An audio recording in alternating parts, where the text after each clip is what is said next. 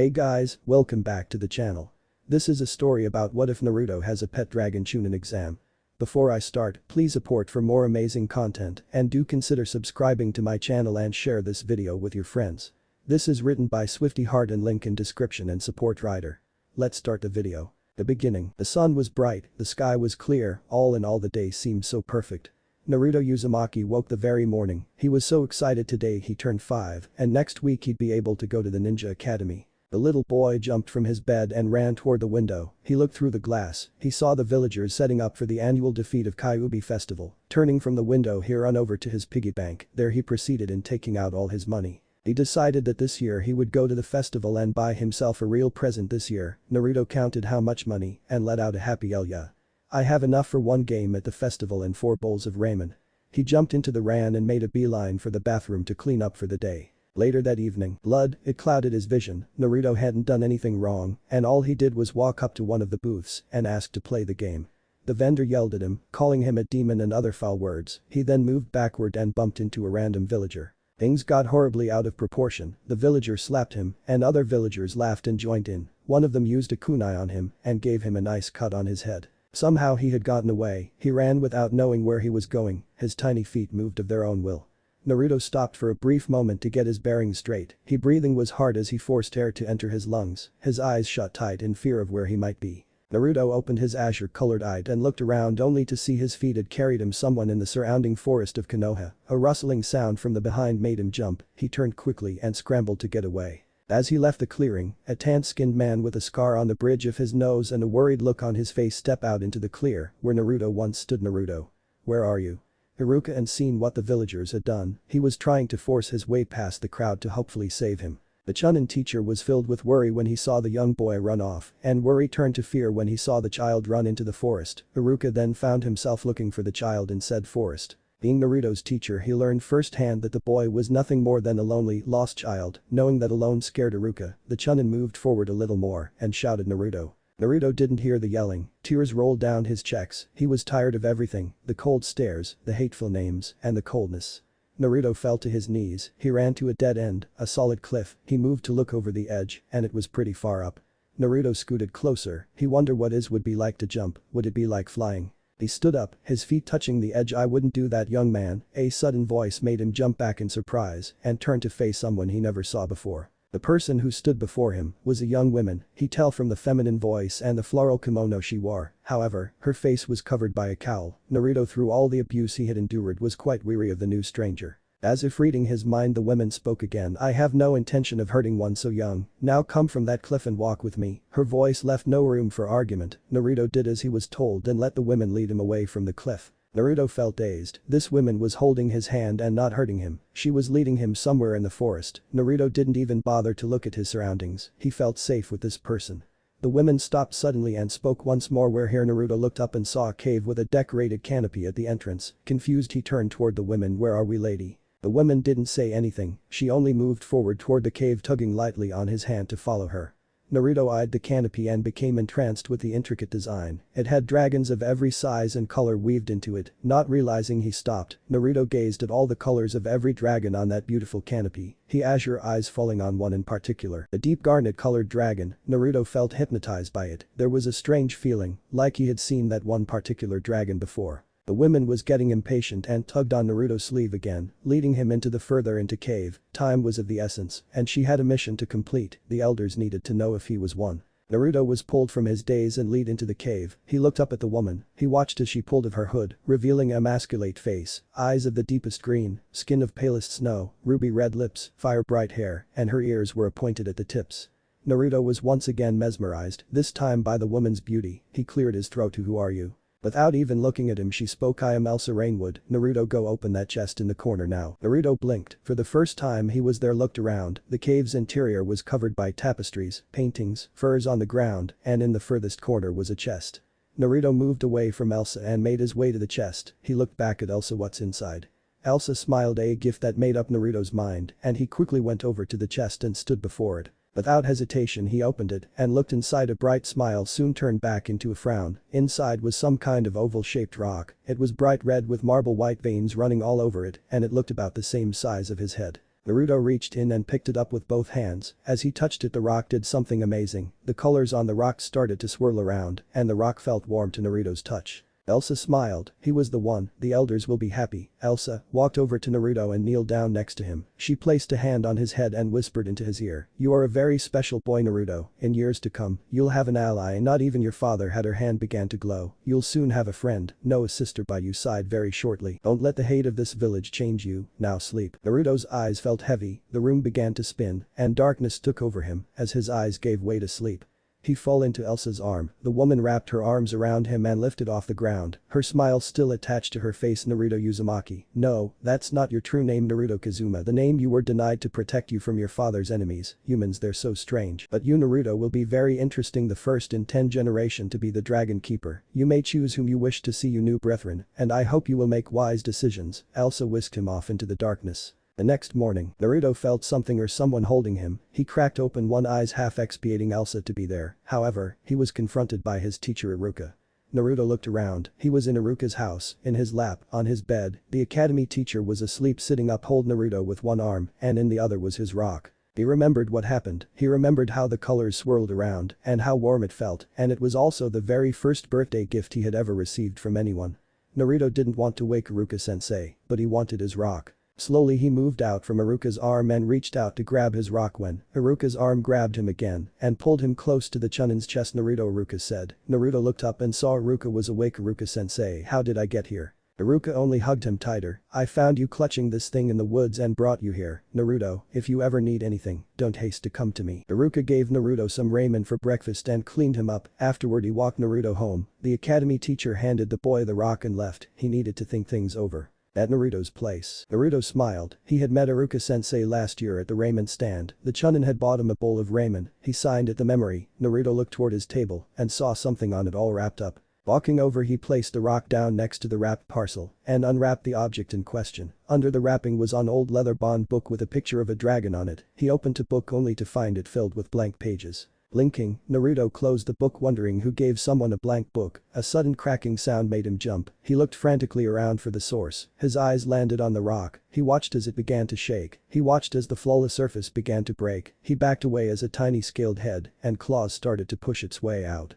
Naruto stared in wonder as what he once thought was a rock hatched into a baby dragon. He looked on in amazement at the dragon sitting on his table. Naruto felt his feet move on their own toward the tiny creature. His hand reached out towards it. The dragon looked up and flicked a tiny red tongue. Naruto felt a burning pain run through his tiny 5-year-old body. Screaming loudly, he fell to the floor unconscious. To be continued. The Dragon's Flight. New Life. Naruto's head felt heavy. His left hand stung with pain. Slowly he cracked open his eyes and forced himself to sit up. Taking a look at the hand in question, he was surprised to see a strange silver color marking had appeared on it. Slowly with his good hand he ran a figure over it. He marveled at the strange marking. A weird fuzzy feeling began to stir inside the back of his head. It felt like a feeling, but not his own feeling. It was hunger. Naruto slowly got to his feet, a little wobbly, gently rubbed his forehead and focused his eyes on the bright red blur that now sat on his table. Rubbing his eyes, he looked again a little more clearly. There right in front of him, Naruto almost didn't trust his eyes. Red gleaming scales, tiny wings, a long slender body, eyes as blue as his own, and standing about the same height as a regular house cat was the baby dragon.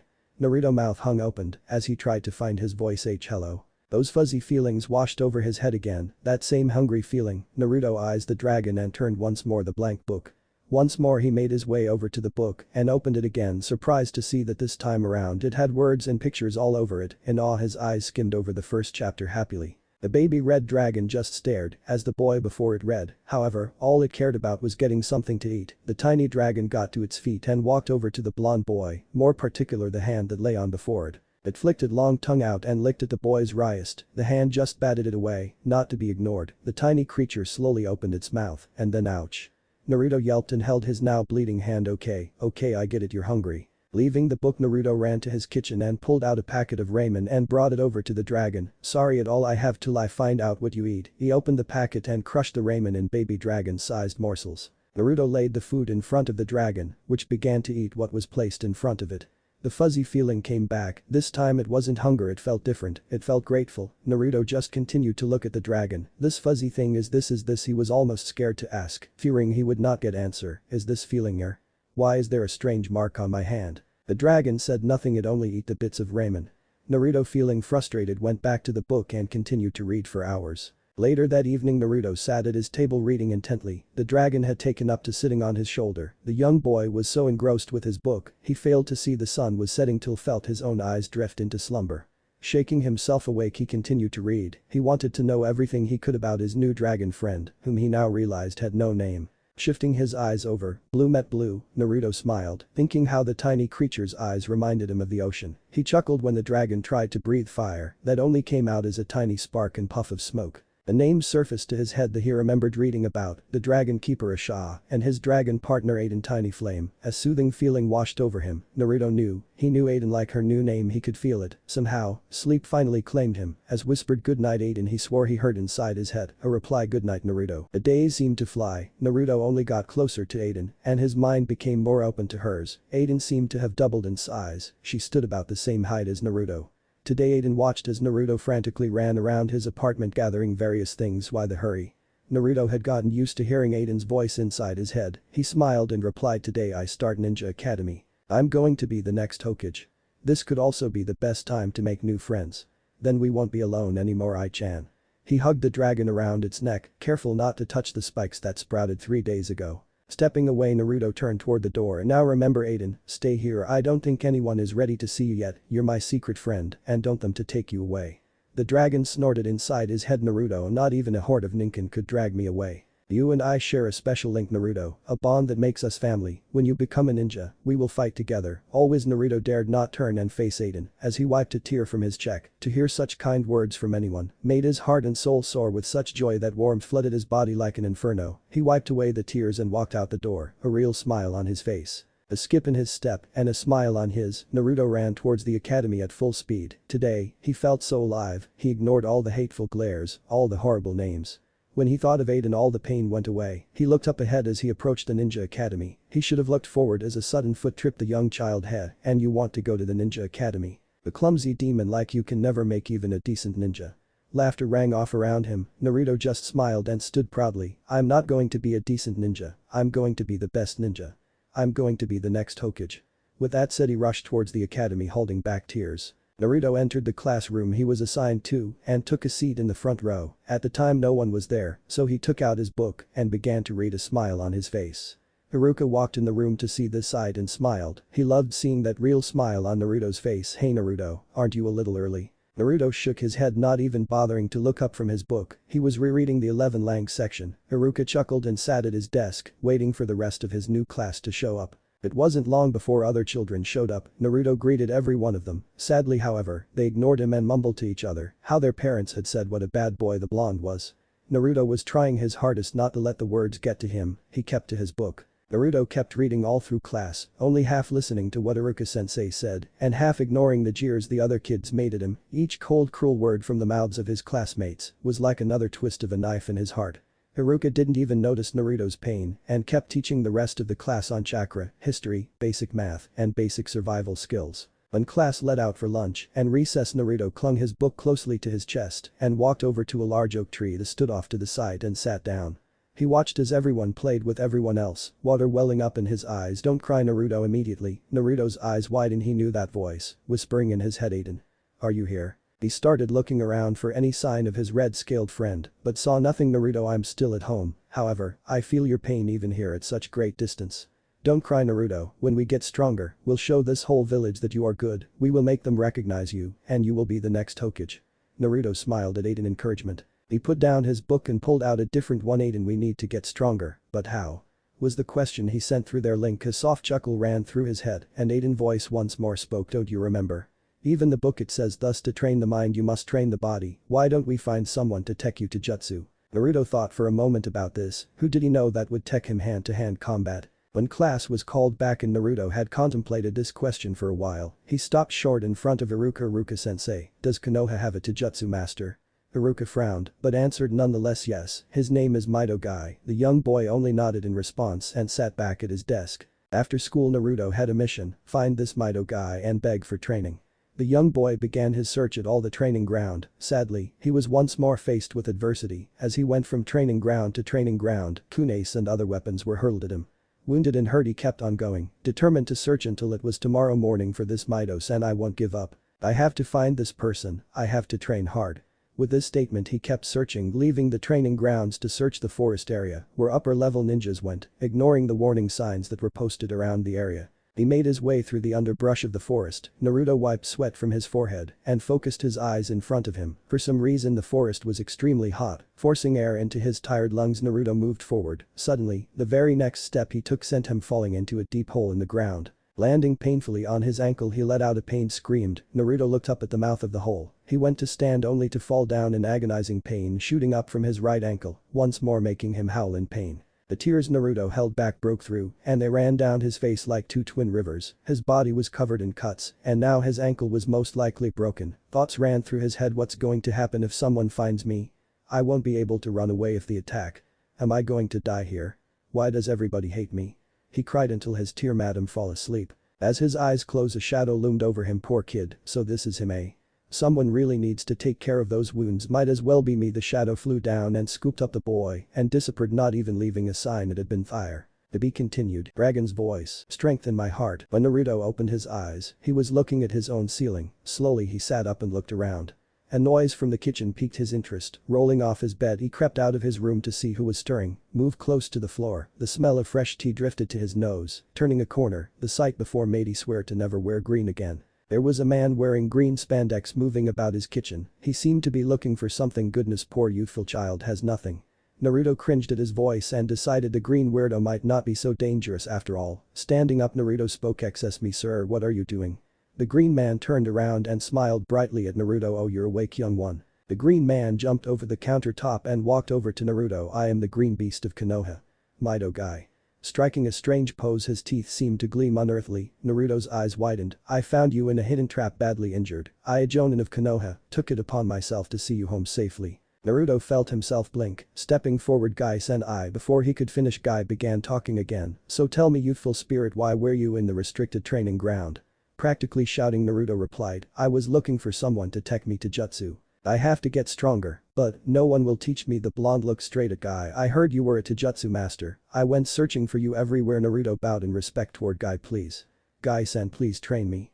I promise I'll listen to whatever you say." Guy smiled before kneeling down to the 5-year-old's level. He took Naruto's left hand and inspected the silver marking. "If I hadn't seen it for myself, I might not have believed it. What did you name it?" Naruto looked at Guy for a moment. "Named what? I don't know what you're talking about, Guy-san." Naruto desperately hopped. That guy didn't know about Aiden. This was a Jonin. If he thought Aiden was a threat, he could possibly know. He didn't want to think that. I looked straight into Naruto's eyes. "What did you name the dragon?" "I saw it when I brought you home. Naruto, I want to help you, but first you must trust me. Tell me the dragon's name." Naruto turned his head away. "Naruto, it's okay. You can tell him. His scent is nice." Aiden's voice reassured him. Smiling, he turned back to Guy. "Aiden. It mean tiny flame in 11. It was also the name a dragon from years before." Guy stood up and looked around the apartment. "You know, Naruto, Aiden is going to get very big. Too big for your tiny apartment." Naruto looked scared of those words. "However, since I'm going to train you, both you and Aiden could come and live with me and my other student Rock Lee. There's a cave in the backyard that would be perfect for a dragon to live in." Naruto blinked. "Live with you?"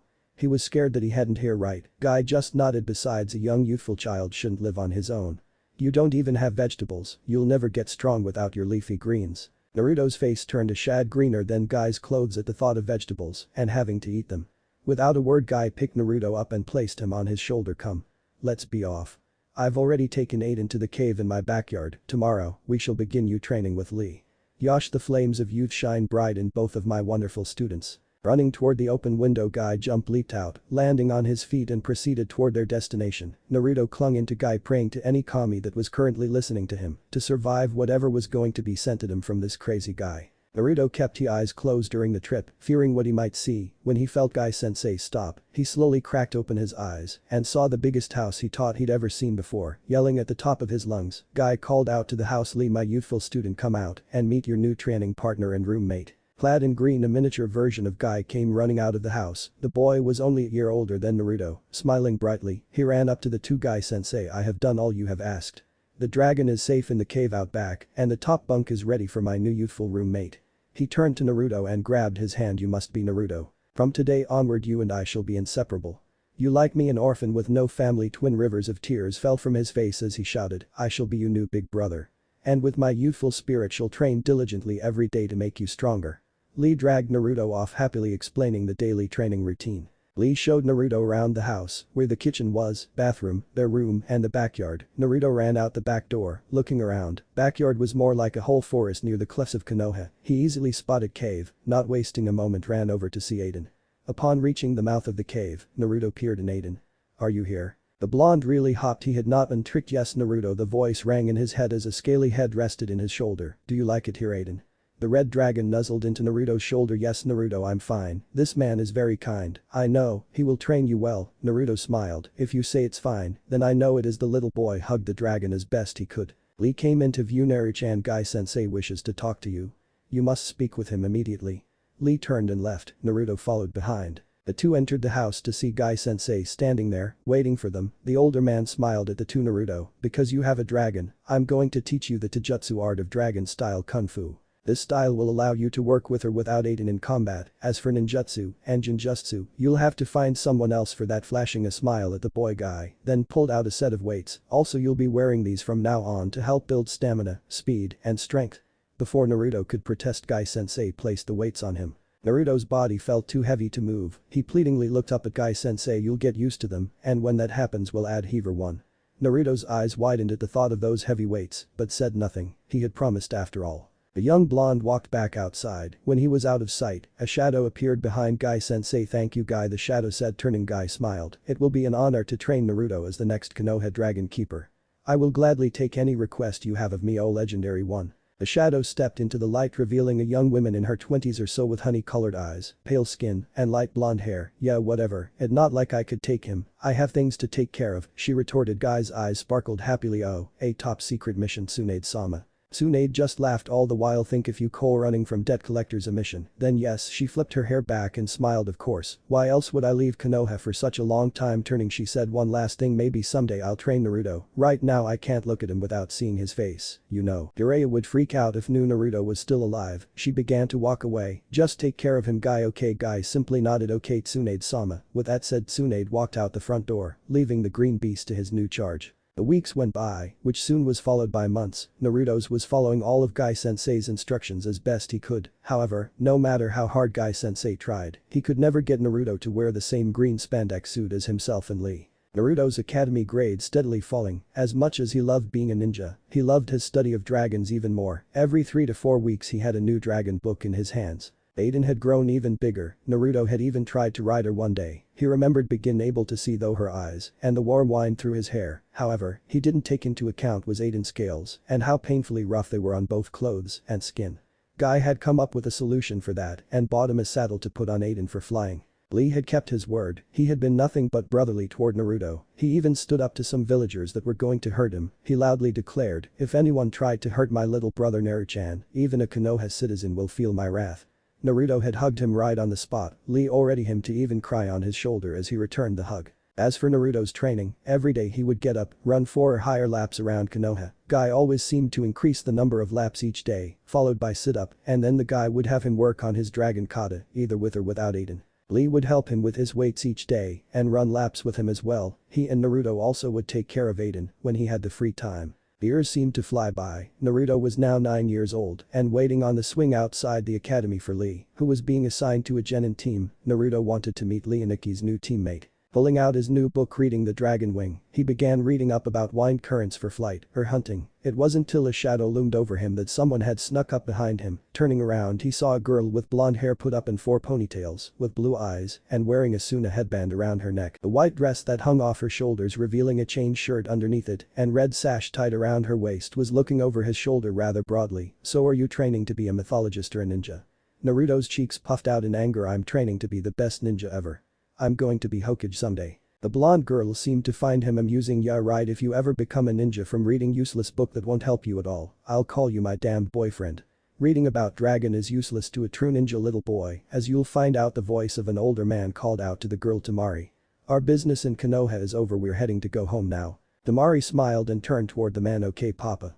Turning back, I'm Tamari from Suna, see you later dragon boy. As she walked off smiling, leaving Naruto very enraged. I'm Naruto. Naruto Uzumaki. Not only will I become a ninja, I'll make you keep that promise and torture you forever, but dumping you in a very embarrassing scene. This only made the sand girl laugh as she walked away. At that moment Lee walked out with two new people, one that looked like a girl with long black hair and pale white eyes with no pulps in them, the other one was a girl with brown hair put into two buns on top of her head and brown eyes. Naruto noticed Lee and leaped at him, knocking him to the ground. Lee and Nikki. Is this your new team? How come they're both girls? Why does one of them not have pulps? What are their names? Lee laughed at Naruto, while the girl with no pulps growled at something, and the other girl just giggled. Lee spoke in order. Yes, only one of them is a girl. The one with no pulps is a Hyuga, it's his bloodline limit. Their names are Niji and Tenten. Naruto, happy with his answers, hopped off Lee and bounded over to Niji and Tenten, smiling happily. Sorry, I thought you were a girl, Niji-san, but you looked really pretty. Niji let out a growl, slight red in the face. Tenten-san is really cute. Are you Lee and Nikki's girlfriend? Tenten found the blonde antics rather cute and giggled once more. No, I'm only Lee-san teammate, you know my name, but what yours? Naruto's smile seemed to get bigger. I'm Naruto Uzumaki. A snort came from Niji. I've heard of you, you're at the bottom of your class and all you read about is dragons. No wonder you look to Lee as an older brother, you're both dobes, reading about creatures that don't exist will get you nowhere in life, your destiny a failure. Lee and Naruto glared at Niji and were about to retort when Guy-sensei appeared in a cloud of smoke. Hello all my youthful students. Ah, Niji, Tenten, I see you met Naruto or Naru-chan as Lee calls him. Remember to wake up early tomorrow for your Genin test. With that he poofed away in a similar fashion. Naruto tugged on Lee's arm in a motion to drag him away. As they reach out of Niji and Tenten earshot, Naruto clear and not happy stated, I wish I could show everyone Aiden. Then they'd believe me. Lee chuckled, maybe someday you and Aiden will be able to. 2 years went by, Naruto stood in front of the academy, 12 years old, ready to take the exam for the third time. He was wearing a black tank top with a silver-colored kanji for dragon printed on it. Underneath it he wore an off-the-shoulders, short-sleeved chain mesh shirt, black cargo shorts. On his left leg he had a bandage wrapped around it. On both hands he wore black open-fingered gloves, black ninja sandals. On his head he wore black goggles, and around his neck he wore an orange leather choker with spikes on it. Ever since he moved in with Guy-sensei and Lee and Nikki, he had developed a decent sense of fashion. His look had gotten him a small fangirl club. Taking a deep breath he started walking toward the academy when suddenly, something loud reached his ears. It sounded like a dying pet of some sort, but Naruto knew that sound very well. He turned to see the scariest sight ever, his fan club. Without hesitation he turned and ran for all he was worth. Over the course of his academy years, 3 things have happened. The first being those dragon book had earned him the nickname Dobaryu. The second being when he changed his look, he had gotten many fangirls. And the third thing was when he invented sexy no jutsu and gave Iruka a bloody nose. Opening the door to the classroom, Naruto took his normal seat in the front row and pulled out his old favorite book as he waited for his name to be called. To be continued. Dragon's shadow. Run from the light, hide in the darkness. Ino Yamanaka. Today she wore a determined face. Walking into the room she spotted him, her prey, Uzumaki, Naruto. Ino smiled. Ever since that day, the one amazing day when she and Sakura had wanted to find some good blackmail material on him, she had found out. 7 years ago, that's when she fell head over heels for him. At first, Ino had hated his very existence. Sakura had come up with the plan, use Ino's family jutsu to take over Lee's body, go home with Naruto, and dig up all the dirt on him. The first part had gone smoothly, she had complete control over Lee's body, and it was what happened next that made her dizzy. Naruto had pounced Lee, knocking him over, and then had shouted in his face, Lee and Nikki. Aiden asked if I could pick up some trout since it's in season. I've saved up enough money, will you come to the market with me please? Shuddering from the loudness of the boy's voice, Ino and Lee's body answered, of course Naru-chan. She inwardly cringed at having to call Naruto such an enduring nickname. Naruto, pleased with an answer, removed himself from his position, grabbed Lee's hand, and dragged him off. When they had reached the market, Ino had watched through Lee's eyes how Naruto bartered with the fishmonger for a rather large trout. Who is Aiden? Some imaginary friend Naruto made up. Why would he buy such a large fish for something that doesn't exist? This alone will be great blackmail to make Naruto quit the academy, were the thoughts that ran through the young girl's mind as she smirked, imagining all the ways she could tease Naruto about this imaginary friend. The light squeezed to Lee's hand, brought her out of her inner thinking. Looking down, the normally smiling boy looked close to tears. Kneeling to eyes level, curiosity got the best of her. What's wrong, Naru-chan? The tearful boy looked to her and showed her the most disgusting looking fish ever. It was half rotten, covered in flies, and mold was already forming on it. The monger said he would only sell what a monster like me deserves. Please Nikki, help me get a better fish for Aiden. Please. Ino looked at Naruto. Those tears tugged at her heart. Grabbing the fish, she stood up and yelled, hey monger. I demand that you give my Odo a better fish. The fishmonger looked over at them and snorted, I will sell what I feel like to the likes of him. Growling, Ino yelled loud enough for everyone in the market to hear, so tell me, oh fishmonger, what has this young child done to anyone? As those words flew from her own mouth, they made her stop. What had Naruto done to make everyone hate him? The only thing she had seen him do was smile and read his books. Looking around, she noticed all the adults looking at Naruto with disdain and hate in their eyes. Turning back, she yelled even louder, "So you won't sell a decent fish to Odo, huh? Well then, I hope you won't mind me saying this. Why are all your fish rotten? Every last one of them is spoiled. How dare you sell this to your costumers?" People who were coming over to the fish stand turned and walked. Ino held up a fish and showed it off to the rest of the market. "Is this what you want others to buy?" The monger panicked. Alright, I'll give the demon brat a better fish." Taking the rotten fish away, the monger gave Ino the fish Naruto originally wanted. When they were far enough away from the market and on the road to Gai-sensei house, Naruto gave Ino a bone-crushing hug. "Thank you, Leoniki. I've never seen you act like that. You were so cool, how you stood up to that bully.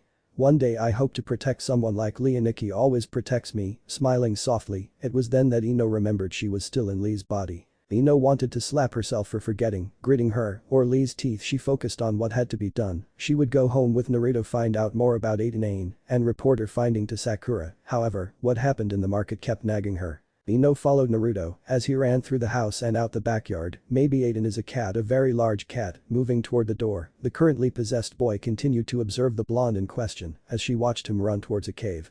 Panic weaved through her. What if Aiden is a mountain lion?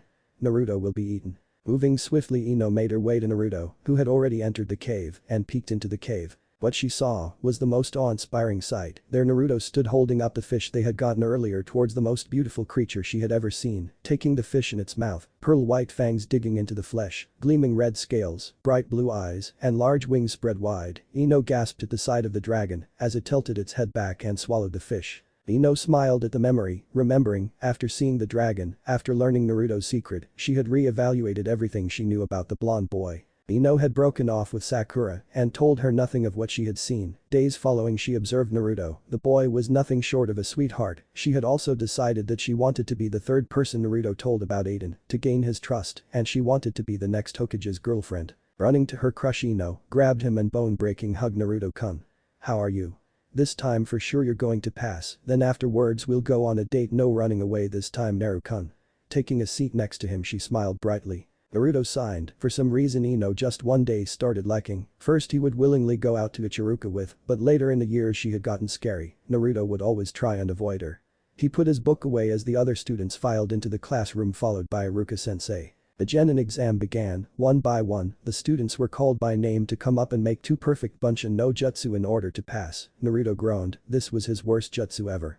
He sweat profusely as he waited for his name to be called. Ino whispered, "You'll pass this time for sure, Naruto-kun, then we'll go on that date." The blonde girl giggled as Naruto worry turned to agitation. Ino was nice, but hell, she was annoying. When Naruto's name was called, he walked toward the 2 Chunins, Iruka and Mizuki-sensei. Iruka-sensei smiled kindly. "Okay Naruto, create a Bunshin no Jutsu." The blonde performed the correct hand signs, and just as he felt his chakra flow the way it should, his system clogged up, and a poorly made Bunshin lay on the ground as a result. Iruka frowned. "You fail, Naruto." The other Chunin spoke up. "Come on Iruka, at least he made one. That's much better than last time." Naruto looked hopeful. Iruka shook his head. "I'm sorry Mizuki-sensei, but the other student were at least able to make 2 decent Bunshin no Jutsu. I can't pass Naruto." Naruto didn't say anything. He just ran out the classroom, ran right past Ino, who was waiting for him, and ran to his favorite swing. Naruto sat on the swing till he saw everyone leave the academy with their parents. He heard their whisperings as the dim. One village woman asked another, "Yeah, I heard he failed, serves him right. Can you imagine if someone like him became a shinobi?" Was the other woman reply. Naruto had learned to tune it all out, but that didn't lessen the pain. Naruto called out to Aiden in his mind. "Aiden, I failed again." He heard the dragon's soothing voice comfort him. "Naruto, every failure is a lesson. Found out what went wrong and fix it. That's the best we can do." Naruto gave a mental sigh. "I felt my chakra coils clog up. Why can't I control my chakra? Aiden, do you have any advice?" The dragon pushed for a moment. "Maybe you should use a technique that requires more chakra. From my knowledge, every time you try a jutsu that need only a little chakra, it doesn't work. So maybe trying one that requires more will." Naruto finished be easier. "However, there's a problem. Where do we find a high-level chakra tech?" The dragon had gone quiet. "Naruto." A voice called out from above. Looking up, Naruto saw Mizuki-sensei standing in a tree branch smiling at him. "Mizuki-sensei. Is something wrong?" Mizuki-sensei gave a tiny chuckle. "Nothing's wrong. I was just wondering if you wanted to the easy way to graduate." Naruto already knew something was up. Narrowing his eyes, he replied, "How would I do that?" He saw Mizuki's smile widen a little bit. All you have to do is learn a high-level technique from a scroll in the Hokage's office. Naruto's eyes widened as a plane formed in his head. Night had fallen, all of Konoha seemed quiet, and Iruka was grading papers when suddenly Mizuki came running into his office. Iruka-san. Naruto has stolen the forbidden scroll from the Hokage's tower. Iruka's eyes widened. He did what? Elsewhere Naruto sat down and unrolled the scroll, looking at the first jutsu. Oh great Kage Bunshin no jutsu, oh well might as well try it, he heard Aiden chuckle. It was rather convenient when Mizuki told us of this scroll. You best learn quickly. Cracking his knuckles Naruto proceeded to learn the first jutsu in the scroll. Iruka felt a sensation of deja vu wash over him as he ran through the forest searching for Naruto. He remembered the time when Naruto ran away from the angry villagers into this very forest. This time, Iruka promised himself that he would find Naruto and bring him back safely to the village. He ignored the leaves that swatted his face as he moved further into the underbrush. He let senses feel for Naruto's chakra. Naruto was sweating. He worked for a full 2 hours on the first jutsu alone. A nose from behind caught his attention. Turning he yelled, "Who's there?" Stepping out from the bushes stood none other than Iruka. "Naruto, what are you doing?" Relief flooded the Chunin's body at finding Naruto safe and sound, but sadly, his relief was short-lived as he looked upon the boy in front of him. He is covered in sweat. He must have been training seriously hard. Taking a step toward the tired boy, "Naruto, what are you doing?" The youth looked up at his mentor and smiled. "Mizuki-sensei said if I learned a jutsu from this scroll you'd pass me." Naruto stood up. "I'm ready to show you what I've learned, sensei." Iruka's eyes widened. "Mizuki. He lied to you." A chuckle from the trees caught their attention. Turning there stood Mizuki, a windmill shuriken at the red. "Oh Naruto, don't listen to Iruka, we wants to see you fail. Don't you get it? He is just like everybody else in this village. You're pathetic. Do you want to know why everyone hates you?" Naruto looked up in confusion. "Iruka, Mizuki. Keep your mouth shut. You know the law set by the third." Naruto turned to Iruka, his eyes widened. "Aiden, is it true? Does Iruka-sensei really hate me?" Even in his head his voice quivered. "I don't think he does. Would someone who hates you protect you from an incoming shuriken?" Snapping out of his conversation with Aiden, he noticed Iruka standing above him, bleeding, the shuriken embedded in his back. Naruto stepped back away from Iruka, a horrified look on his face. "Oh Iruka, why did you do that?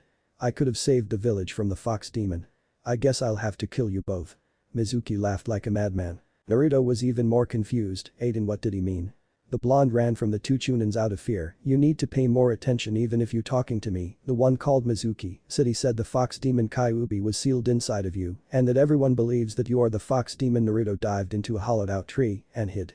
The blonde shook his head. "No way." He let the information sink in. Now that he thought about it made sense. All the horrible names, they now made sense. The rest seemed to blur together. Iruka-sensei defending him, beating up Mizuki, and Iruka-sensei giving him his own forehead protector, followed by Iruka buying him ramen. Eating the ramen, Naruto touched the forehead protector and smiled. Now he and Aiden were both protectors of Konoha. On the outskirts of the village, two shadows stood silent, watching the village. "Is this where you sense it? The dragon is here, yes. The master will be angry if we came back empty-handed this time." The first one spoke, and the other replied, "I'm sure, in a ninja village dragon magic is easy to sense. We will soon have both keeper and dragon in our grasp." The wicked laughter could be heard throughout the silent stillness. To be continued. Dragon's claws. Throbbing hearts, broken souls. Naruto smiled once more as rubbed his forehead protector. Last night seemed so crazy. Right after Iruka took him out to ramen, Leoniki and Guy Sensei had thrown him a congratulations party. Moving his hand, he felt the new weapons Ain gave him strapped to his sides. A pair of tonfa. Ain had been training him how to use them for years. He had started with wooden one. These, however, were metal and had elegant curved blades. Looking forward, he stared at the academy knowing he would never enter again after this, starting with one last step into the building. Ino looked at herself in the mirror and smiled. She was the girl with a plane. Checking her hair one more time, she walked out of her family's flower shop. Upon entering the street she spotted Sakura. Ino trotted over. "Hey big forehead." Sakura sneered at the nickname. The pink-haired Kunoichi had not forgiven the blonde-haired girl for abandoning her and going to Naruto. Sakura glared at Ino. "What do you want, Ino pig? Shouldn't you be with that loser Naruto?" Ino glared right back. "At least he shows more emotions than that emo kid Sasuke. Naruto will be Hokage someday and I'll be his wife." Smirking mincingly, Ino continued on. "When that happens I'll have him outlaw big four-headed freaks. In other words, Sakura, bye-bye." The two continued to glare at each other as they marched toward the academy for orientation. Sarutobi, normally he was very patient with people, today however he really wished that when called certain people would not be late. Turning he looked out the window and sighed. "Hada Kakashi, you're a half-hour late, where were you?" Turning again, the old man stood in front of a younger man with sliver hair that seemed to deny gravity. 3/4 of his face was covered, the only thing you could see was invisible gray eyes. The young man was currently reading a tiny orange book, a blush across his face. Without looking up he spoke, sorry about that. I was currently chasing a fox riding a dragon. Kakashi closed his book and looked up. Sarutobi frowned, at your own fault there. You've been following him ever since you found out he started living with Guy Sensei. You've also been secretly influencing his taste in clothing, which we're all thankful for. But that's besides the point, Kakashi. You could have taken him and any time you chose to ignore him. Kakashi didn't say anything. He turned his head away, not able to face the Hokage, and the truth, I failed his father. I said I'd take care of Naruto. But every time I looked at him I saw my teacher in his eyes and his smile. Sarutobi briefly wondered if this was the right thing to do. Kakashi, I might be out of my mind to do this. I'm assigning Naruto to team. Naruto sat down in the front. Hey dope Ryu. This orientation is for graduates only. Looking over he spotted Kiba and Akamaru. Naruto pointed to his forehead protector. What the hell do you call this? I'm a ninja now. Kiba snorted and shrugged, whatever loser. Naruto shrugged it off, not really caring if anyone called him names anymore. Naruto pulled out a new book that he had received yesterday evening from a mysterious someone. Naruto looked at the cover, Dragons of the Ancient World, and their impact on today's life. He had already finished chapter 1 last night. Whoever got him this book was a complete moron. The book was interesting, but it was all nothing but fiction. Hinata Hyuga looked over at Naruto and blushed. She noticed he was reading the book she had secretly given him. Twiddling her fingers, she remembered the day she had seen how truly wonderful Naruto was. Not only was he spirited and determined, he also had more courage than she did. Naruto was her pre-verbal knight in shining armor, saving her from that horrible dragon. Flashback. Hinata remembered it well. It happened 3 years ago. She had gone for a walk in the forest to enjoy the mid-afternoon air of summer. Father had once again been very rouge with their training, so she had many bruises on her face. Yawning wearily she continued to walk. A sound from the trees made her look up. She saw the leaves start to rustle. Activating her Byakugan, what she saw made her scream. Hinata couldn't see the vital point of whatever was up there. All she could see was the outline of a great beast falling toward the ground. Backing away, her eyes followed the creature as it landed in front of her. Hinata screamed.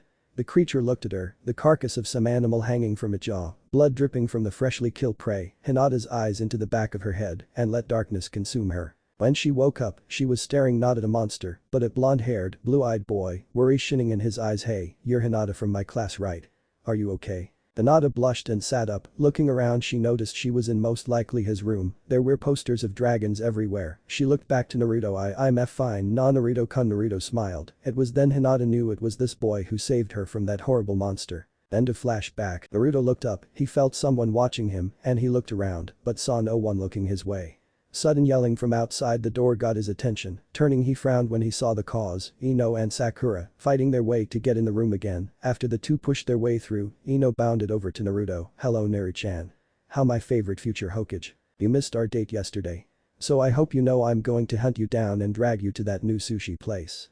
Naruto sighed, knowing it was impossible to outrun Ino, having tried it before only to be caught in rather undignified way. Flashback 2 weeks ago. Naruto was smiling. For years he had been able to outrun Ino. Right now he was feeling pretty proud. He had run at least 3 miles away. Thanks to Guy Sensei's training he was able to run just as fast, maybe a little slower than Leoniki. Looking around he hoped there was some kind of food stand he could eat at before going home to train with Guy Sensei and Lee. Taking a step forward, his world was suddenly turned upside down. He sadly had stepped into a trap and now was dangling helplessly in a tree. He heard someone laughing. Turning around as best he could, he saw Ino standing there, a menacing smile on his face. Now Neri-chan, are you trying to run from our date? I'm tired of Ichiruka's ramen. Today we're going to eat BBQ. The blonde girl leapt into the tree and grabbed the rope, pulling out a kunai. Ino cut the part she wasn't holding and put Naruto gently onto the ground. Jumping down, she proceeded to drag the poor boy off. Ino, I have to go train with Guy Sensei. Ino chuckled. He knows you'll be late. I talked to him and told him you and I were dating. He said it was okay and started ranting about the flames of youth. Naruto, cried Aiden. What do I do? Ino is convinced we're dating. She frightens me more than Guy Sensei's good guy pose. Number 45. Aiden only chuckled. Might be a phase she going through. Go with the flow. Maybe it will pass. Naruto sighed again. Ino looked over to Naruto and smiled. You need to eat other thing than ramen and red bean paste. When we get to the restaurant you'll eat all of your veggies. So, when you become Hokage you won't be a midget. Laughing Ino continued to drag him off. End of flashback. Naruto shuddered at the memory and humiliation of what happened that day. Ino dragged him in, ordered for him, made him eat those horrible vegetables and then made him pay for the both of them. He prayed to any deity that he wasn't on a team with her. He'd take anyone but her. Now that Naruto thought about, he really did wonder whom he'd be working. Ino spotted her target, she was going to be in Naruto group no matter what it takes, forming the hand signs as she faced her target. Sorry Iruka-sensei, but this has to be done, in the name of love. In a flash Ino's body went limp as she fell onto the desk. Iruka's body gave a jerk forward, smile. He looked over the list and frowned. Team 7 Sasuke, Sakura, and Naruto. This won't do, mumbling to herself. He looked for Ino's name, they were going to put me with Shikamaru and Choji. I think not, sorry Team 10 you're getting Sakura. Picking up a pencil he made a few changes to the roster and gave an evil chuckle. Sakura, letting you on a team with Naruto, heaven only knows how horrible you'd be to him, also if I'm on the same team he might just reveal Aiden to me. Ino Vizon, she could see it now, it will be a clear blue day, and Sasuke will probably be off somewhere being all emo-ish and pouting a butt who knows what, sighing as she looks into Naruto's deep azure blue eyes, and he looks into her. Ino, I have to tell you something, I've been hiding something from everybody. Ino my dearest love and future Ms. Hokage, I would like you to know, insist you meet Iruka-sensei. Stop daydreaming. And Ino vision. Ino, in Iruka's body, looked up quickly to see everybody was already there and waiting to be assigned to their teams. Smiling she picked up the list and began calling out the teams, from team 1 to 6 till finally team 7, Uzumaki Naruto, Ino Yamanaka. Naruto practically screamed what? I'm on a team with Ino. Iruka just smiled, nodded, and continued, and Uchiha Sasuke your Jonin sensei is Hada Kakashi. Team 8, Inuzuka Kiba, Hyuga Hinata and Aburame Shino, your Jonin sensei is Kurenai, and finally Team 9 Haruno Sakura, Nara Shikamaru, and Akamichi Choji, your Jonin Asuma. Ino returned to her body, while Iruka looked momentarily confused about something. Go and get to know your teammate, I'm going to find some Advil, I have a migraine, saying that the poor Chunin left the room. When he left the room came to life, Ino ran over to Naruto and hugged him. Oh Naru-chan, it's destiny. Let's go on that date now. As she started dragging him to the door Naruto spoke up shouldn't we invite Sasuke? He is on our team. Naruto prayed Ino would say yes. Being alone with her scared him more than ever. Aiden. I'm on a team with Ino-chan. Now she wants to go on another date. I don't have the money for this. Naruto heard the dragon sigh. Just tell her you're broken, offer her to go on a picnic, it will save you money and medical bills. Again Naruto looked at Ino, who right now was giving him the evil eye. Invite Sasuke. Are you crazy? He is an emo kid. Be a stereotypical pretty boy, you on the other hand are such a sweetie for even thinking about inviting the brooding bastard. He may be a genius, but he's so cold to everyone, he's like a human ice cube. Ino smiling at Naruto as she cupped the side of his face. Now let's go eat, you're buying. Naruto gulped, knowing what he was going to say next would probably either ensure his death or make Ino strangle him in her patient Ino super bear hug. But Naruto knew he had no choice. Ino, I'm broke, how about we go on a picnic? He was met with silence. Looking up Naruto faced the side he dreaded most, a very happy Ino-chan. The next thing he knew was he was gasping for air, his face becoming very blue. Oh Naru-chan, you're such a romantic. I'm go home to prepare wonderful lunch, we have at least 2 hours before we met our Jonin sensei. Ino let go and ran off home. Hinata was devastated, she didn't get on the same team as Naruto, and instead he was on a team with Ino, the only other girl besides herself that saw how great Naruto was. Hinata felt tears well up in her eyes. Ino, unlike her, was more aggressive, and she also wanted Naruto. Water ran down her face. How can I compete with Ino? Activating her bloodline limit she watched Naruto from behind her. Sasuke peeked around the corner and spotted Hinata, growling softly, it wasn't fair. Hinata was everything he could ask for in a girl, shy, calm, silent and beautiful. Blushing, Sasuke shook his head, erasing those thoughts from his mind. As much as he wanted to go out with the shy girl, he had to concentrate on getting stronger. He had to for revenge. Ino hummed happily as chopped some fruit, everything was going her way. Naruto finally was beginning to come around and start suggesting romantic outings.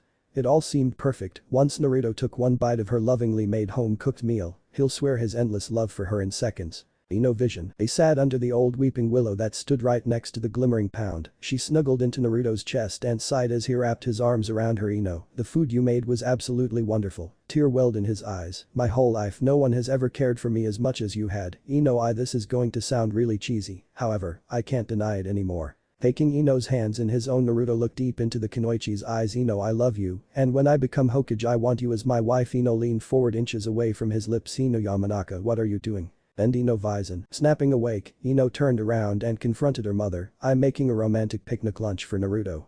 As soon as he takes a bite he'll confess his Ms. Yamanaka interrupted her that his stomach hurts. Remember the last time you cooked? Your poor father couldn't move for a week. Ms. Yamanaka, unlike most of the other villagers, didn't mind Naruto. In fact, she encouraged Ino to pursue him. Smiling softly she walked over to her daughter and picked up a knife. Let's get started, you only have 1.5 hours left before meeting you Jonin sensei. Ino smiled at her mother and together they began to prepare cook. Naruto was sleeping, his head was on the desk, and drool was pooling around him. Two shadows loomed over him, so he is the one.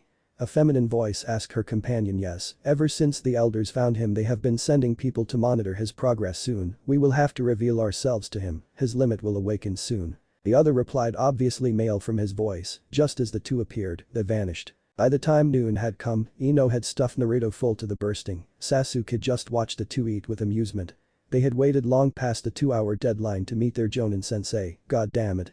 He 4 fucking hours late. Ino growled in irritation. Naruto had fallen asleep while reading. Sasuke was Sasuke. Smirking sinisterly, Ino walked next to Naruto. Oh, Naru-chan is so cute when he's sleeping to bad. He'll miss this, running her fingers through his hair, and giggled as he tried to snuggle closer to the warmth of it. She made her way over to the chalkboard. Picking up an eraser, she set up her trap. Placing said eraser over the door entrance, Sasuke snorted, like an elite ninja is going to fall. For that, Ino ignored him and stood back to admire her handiwork. The door slowly slid open. Ino watched with an evil gleam in her eyes. A messy mop of silver hair entered the classroom. The eraser fell onto the poor guy, as white powder made his silver hair white. Ino laughed at her joke. Sasuke raised a suspicious eyebrow. Naruto woke up from hearing Ino's laughter. The Jonin closed his visible eye and placed a hand under his chin to look as if he was thinking, given by my first impression of all of you, how should I put this, I hate you all. The three Genins frowned at this. Meet me on the roof. With that said, the Jonin disappeared in a poof of smoke. I so want to learn how to do that, Naruto said, and looked to Ino. So what happened when I was napping?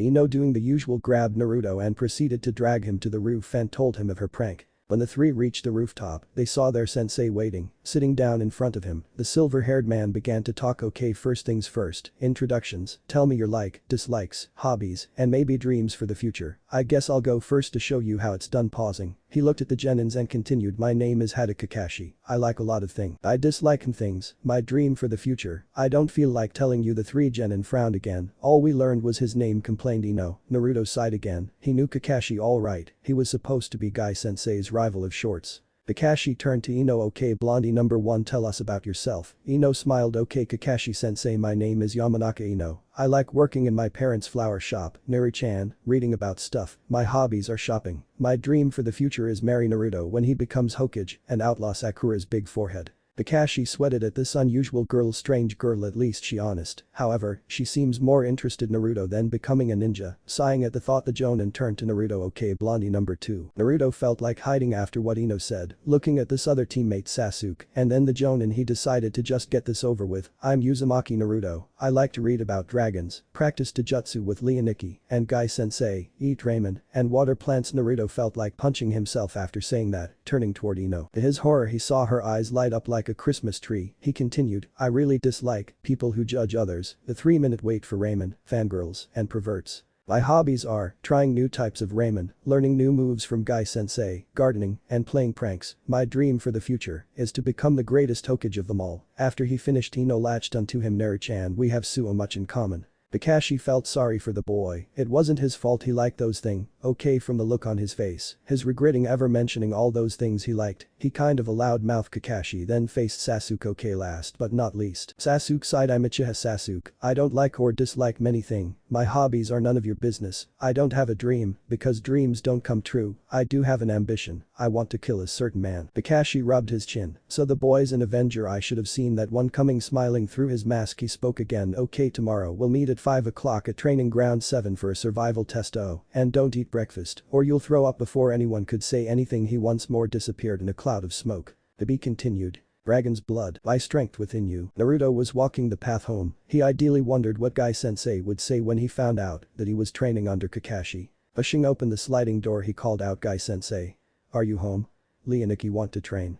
The house was too quiet for this place.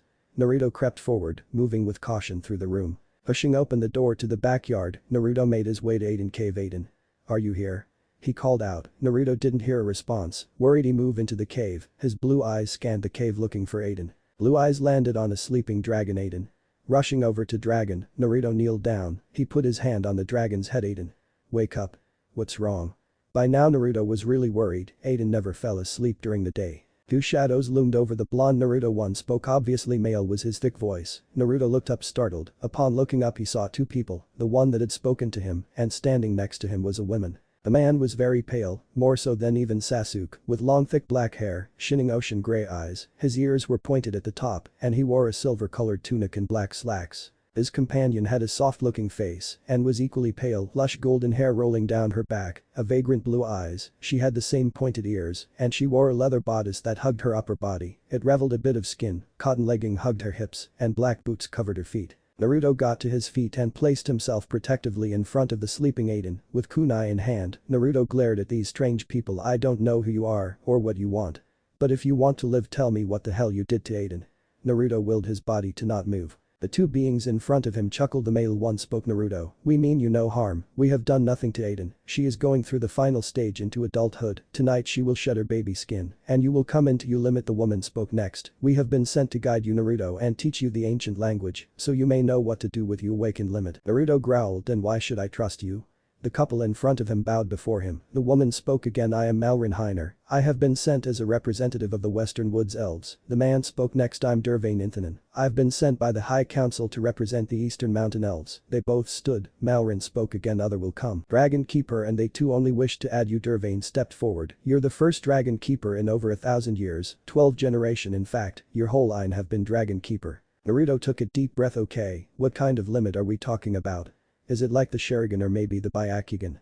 And second, what's a Dragon Keeper? Malrin smiled, your limit is nothing like any regular ninja bloodline, your limit once it is active will allow you to use the ancient words of power and allow you to find your true name. I guess you could call it magic in a way. Durvane finished her sentence, as for a dragon, keep it means you are the one chosen to fight evil and protect the light as well as make sure the dragon race stays safe from danger. Naruto looked at Aiden, so Aiden's okay, she just sleeping.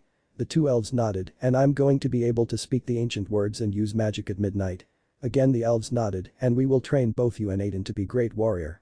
Durvane said happily, where is Leoniki and Guy sensei? The two elves looked at each other for a moment and sighed, you see we were really getting annoyed by them and we told them they were bad host. Malrin began to say. Durvane interrupted and continued to tell the tale. They both declared they were sorry and swore as an apology to run 500 laps around Konoha, and they're actually doing that. Naruto laughed full of merit and lead the two elves inside to relax until midnight. Night was slowing creeping up over Konoha, the hours seemed to fly by. Naruto was in deep thought, the things he was told made him wonder, who were his parents? Did they die in the Kyuubi's attack? Which parent did he inherit the Dragon Keeper line from? Each question baffled him more and more. Looking out the window he watched as the sun set behind the clouds, watched as the sky turned pink, red, orange, light blue, and dark blue, smiling softly. Naruto always felt calm around this time of day, laying his head on the table, the blonde felt his eyes grow heavy and sleep washed over him. Pain was what woke Naruto up, screaming in agony. Naruto fell from the chair he was sitting at and withered around in pain. He felt as if he was burning up inside, like his own blood had poisoned him as it pumped through his veins. His lungs wouldn't fill with air, he felt lightheaded. Air. He wanted air. The room seemed to become bright, he felt like he was staring at the sun, it was so bright. Naruto felt painful darkness overcome him as he blacked out. Opening his eyes again, the world had returned to normal. Sitting up he found himself on his bed. Naruto stretched his aching body and looked at his clock, his eyes widened. Oh crap, I'm late. Naruto grabbed his kunai and gear, he made a mad dash for the training fields. Upon entering the grounds, Naruto spotted Ino and Sasuke, but no Kakashi. Sorry I'm late, things happened yesterday. Before he could finish, Ino was up close and personal. What things? It better not be a girl, cause let me tell you I'm the only girl for you. She glomped onto him and hugged her arms tightly around him. Ino, I can't breathe when you hug me like that. Ino giggled. Naruto, be a man. If me hugging you hurt, how are you going to Hokage? Naruto sighed. No, it was a losing battle. Kakashi appeared 3 hours later. Ino and Naruto were growling. Kakashi just chuckled at them. Sorry I'm late, but I got lost on the road of life. He was greeted with team reply of liar. Naruto added his 2 cents to the conversation. Only an idiot could get lost on a one-lane road.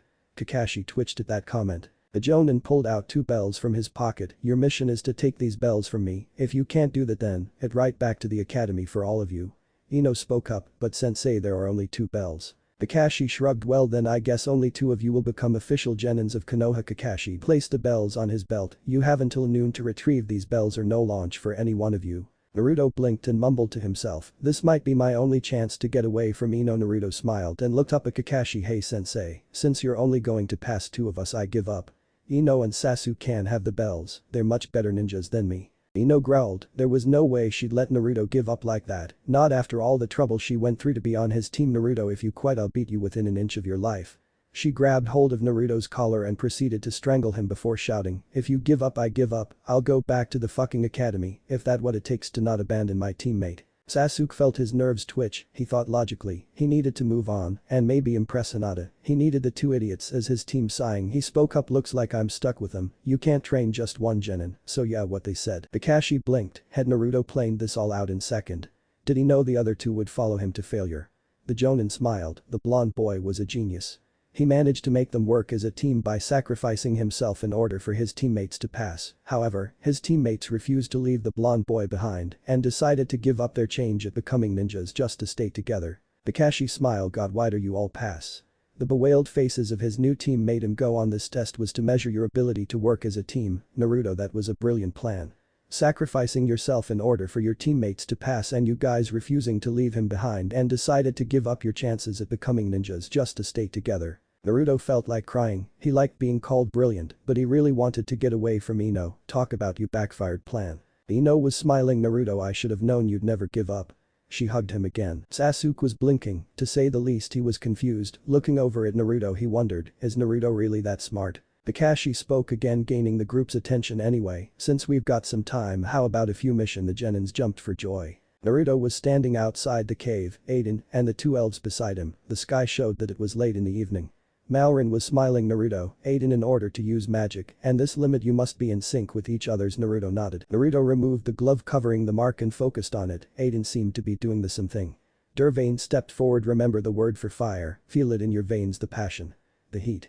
Let it course through your body." Naruto's eyes closed, he felt Aiden's mind right next to his own, he felt her love for him, the warmth washing over him, the ancient word fluttered in his head. Brissinger. The silver mark on his hand began to glow red and flames shot out of his palm. Naruto's eyes widened at the scorch marking over the backyard. He sighed, Guy-sensei was so going to make him run 600 laps around Konoha for this. To be continued. Dragon's Fire. The journey begins. Between training with Cell 7, Guy-sensei, Ino forcing him on dates and his new 11 friends, Naruto barely had time to do anything else. Durvane, Malrin, I've been training night and day, can't I take a small break? Between all my training and Ino-chan I'm beyond tired. Naruto's eyes were practically begging for rest. Malrin smiled at Naruto and happily replied, I see no problem with you relaxing. Durvane, however, frowned. Rest, there's no way. You still have much to learn. Your true limit will never active if you slack off. Malrin gave him a swift slap to the back of his head. Oh, will you knock that off? Is only a child, his true limit will active when the time is right. He is getting a break in that final. The male elf practically growled at his female company. Malrin, you are such a mother hen, he will never grown up if you keep babying him. The female elf gasped, so what if I am a mother hen? Someone needs to look out for his best interest. Beside, you're no expert on his family's true limit, you're acting like the overbearing father he doesn't need. Durvane stuttered. Overbearing? I'm not overbearing, I'm doing what's best for Naruto, and having me as his father figure is better than that guy sensei and that perverted man Kakashi sensei. I'm better than them put together. As the two elves had, or what Naruto began to dub as a lover's spat, the blonde Genin had sneaked away to meet with his teammates for training and missions. Aiden was a dragon of few words and even less self-control. The poor dragon was getting so bored, she kept thinking of when her time to show her and Naruto true power would come. She was slowly losing her temper at the slow rate of training. She was ready to bust out. Team 7 stood in the missions office. The secretary was smiling at them. We have some more D-rank missions for you, Kakashi-san. The Jonin smiled and was about to take the paper till Naruto finally broke down. No. Please give us a higher rank mission. Forgetting all dignity, Naruto got down on his knees and begged Kakashi, please Kakashi-sensei. We as a team need something more challenging. Ino, not wanting to leaving her man stand alone, joined the conversation. I agree with Naruto-kun. Sasuke added his 2 cents. I want a harder mission as well. Kakashi sighed, well, seeing you've decided as a team, I guess we could take on a C rank. Turning to the secretary, do you having any C ranks? The person behind the desk smiled and nodded, taking back the D-rank mission folder, brought out a C-rank hidden escort mission. A bride builder named Tazuna want protection from wild animals and bandits on his way home to Wave. Turning to his team, Kakashi smiled, is this okay? The team nodded, good, we leave tomorrow. After that was said, Kakashi had the team training all afternoon. As the day turned into night and the night gave way to day, Naruto was up and about and making his way to the front gates that led out of Konoha. Ino was already waiting at the gates. She figured Naruto was always the first to arrival, so maybe if she arrived before him, she began to giggle to herself at her own brilliance. Naruto and her would have some alone time. Ino vision, Ino-chan. The sound of her name being called from a distance made Ino look to where she heard the happy voice. She smiled seeing it was her beloved Naru-chan. Hey Naru-chan, when this mission is over, would you? She was cut off by Naruto, interrupting her. Don't ask when, answer is yes. My sweat Ino-chan, I'll go out with you anytime you want, you're my best and only girlfriend. Naruto walked up to Ino and wrapped his arms around her slender body. Leaning in, he whispered, Ino, I'm glad you came to spend the morning with me. You're always there for me. I have to tell you a secret, my future Ms. Hokage, I have to tell you about. And Ino vision. The sound of two people fighting broke Ino from her daydream. Growling, she turned to see Naruto and Sasuke having one of their little spat. Sasuke team. Leave my Naru-chan alone. Walking over to the two, Ino pushed the Uchiha away and latched herself onto Naruto's arm, the blonde boy inside in defeat. Sasuke had been walking to the gates of Konoha. The stoic boy closes his eyes. He enjoyed the early morning pre-dawn. It was the most quiet and relaxing part of the day. Sadly, the peacefulness died when a loud blonde-haired boy crashed into him literally. Reacting fast, Sasuke had grabbed the boy before he could fall to the ground. However, momentum was not on his side as both boys fell to the ground, and to add insult to injury, Sasuke now had the taste of ramen in mouth. As they had fallen, the two boys' lips had crashed into each other. The shock to their brains caused them to have a delayed reaction for maybe a minute. They stood like that, before leaping to their feet and gagging their lungs out. Sasuke growled, watch where you're going, you dope. Naruto twitched before turning to the other boy, you were the one with your eyes closed. An argument soon broke out. Words were followed by insults. Insults were soon followed by kicks and punches as the two fought their way to the gates of Konoha. Naruto for once was glad Ino intervened. He was really getting annoyed by the stoic boy, but at the same time he had to deal with the conscientious that came with Ino help sighing in defeat. He let Ino have his arm. Naruto's arm was already begin to feel numb. Turning to the blonde girl, Ino-chan, I can't feel my arm. If I promise to take you out when we get back, will you let go? A happy squeal was his answer as Ino let go of his color-changing arm. Naru-chan. You're finally acting like a proper boyfriend. Finally, after all those years of forcing you on dates, you're finally over your silly shyness and taking initiative and asking me out. So we'll go steady, and then finally after you become Hokage we'll get married. Naruto took a step back and prayed to any god that was listening at the moment that someone would take Ino-chan and place her in a white padded room. The poor blonde boy was terrified of the girl. Ino was nice, but at the same time she was insane. He often wondered why she suddenly pulled a 180 personality change and how he could have prevented it. Team 7 found themselves waiting for Kakashi-sensei at their chosen meeting place. They waited for several hours and the sun was well into the sky. Naruto leaned against a tree and closed his eyes, letting his mind and thoughts drift to Aiden. Hey Aiden, are you awake? A soft growl in the back of his head told him the dragon was indeed up. Yes Naruto, how is waiting around for you sensei good for a mission?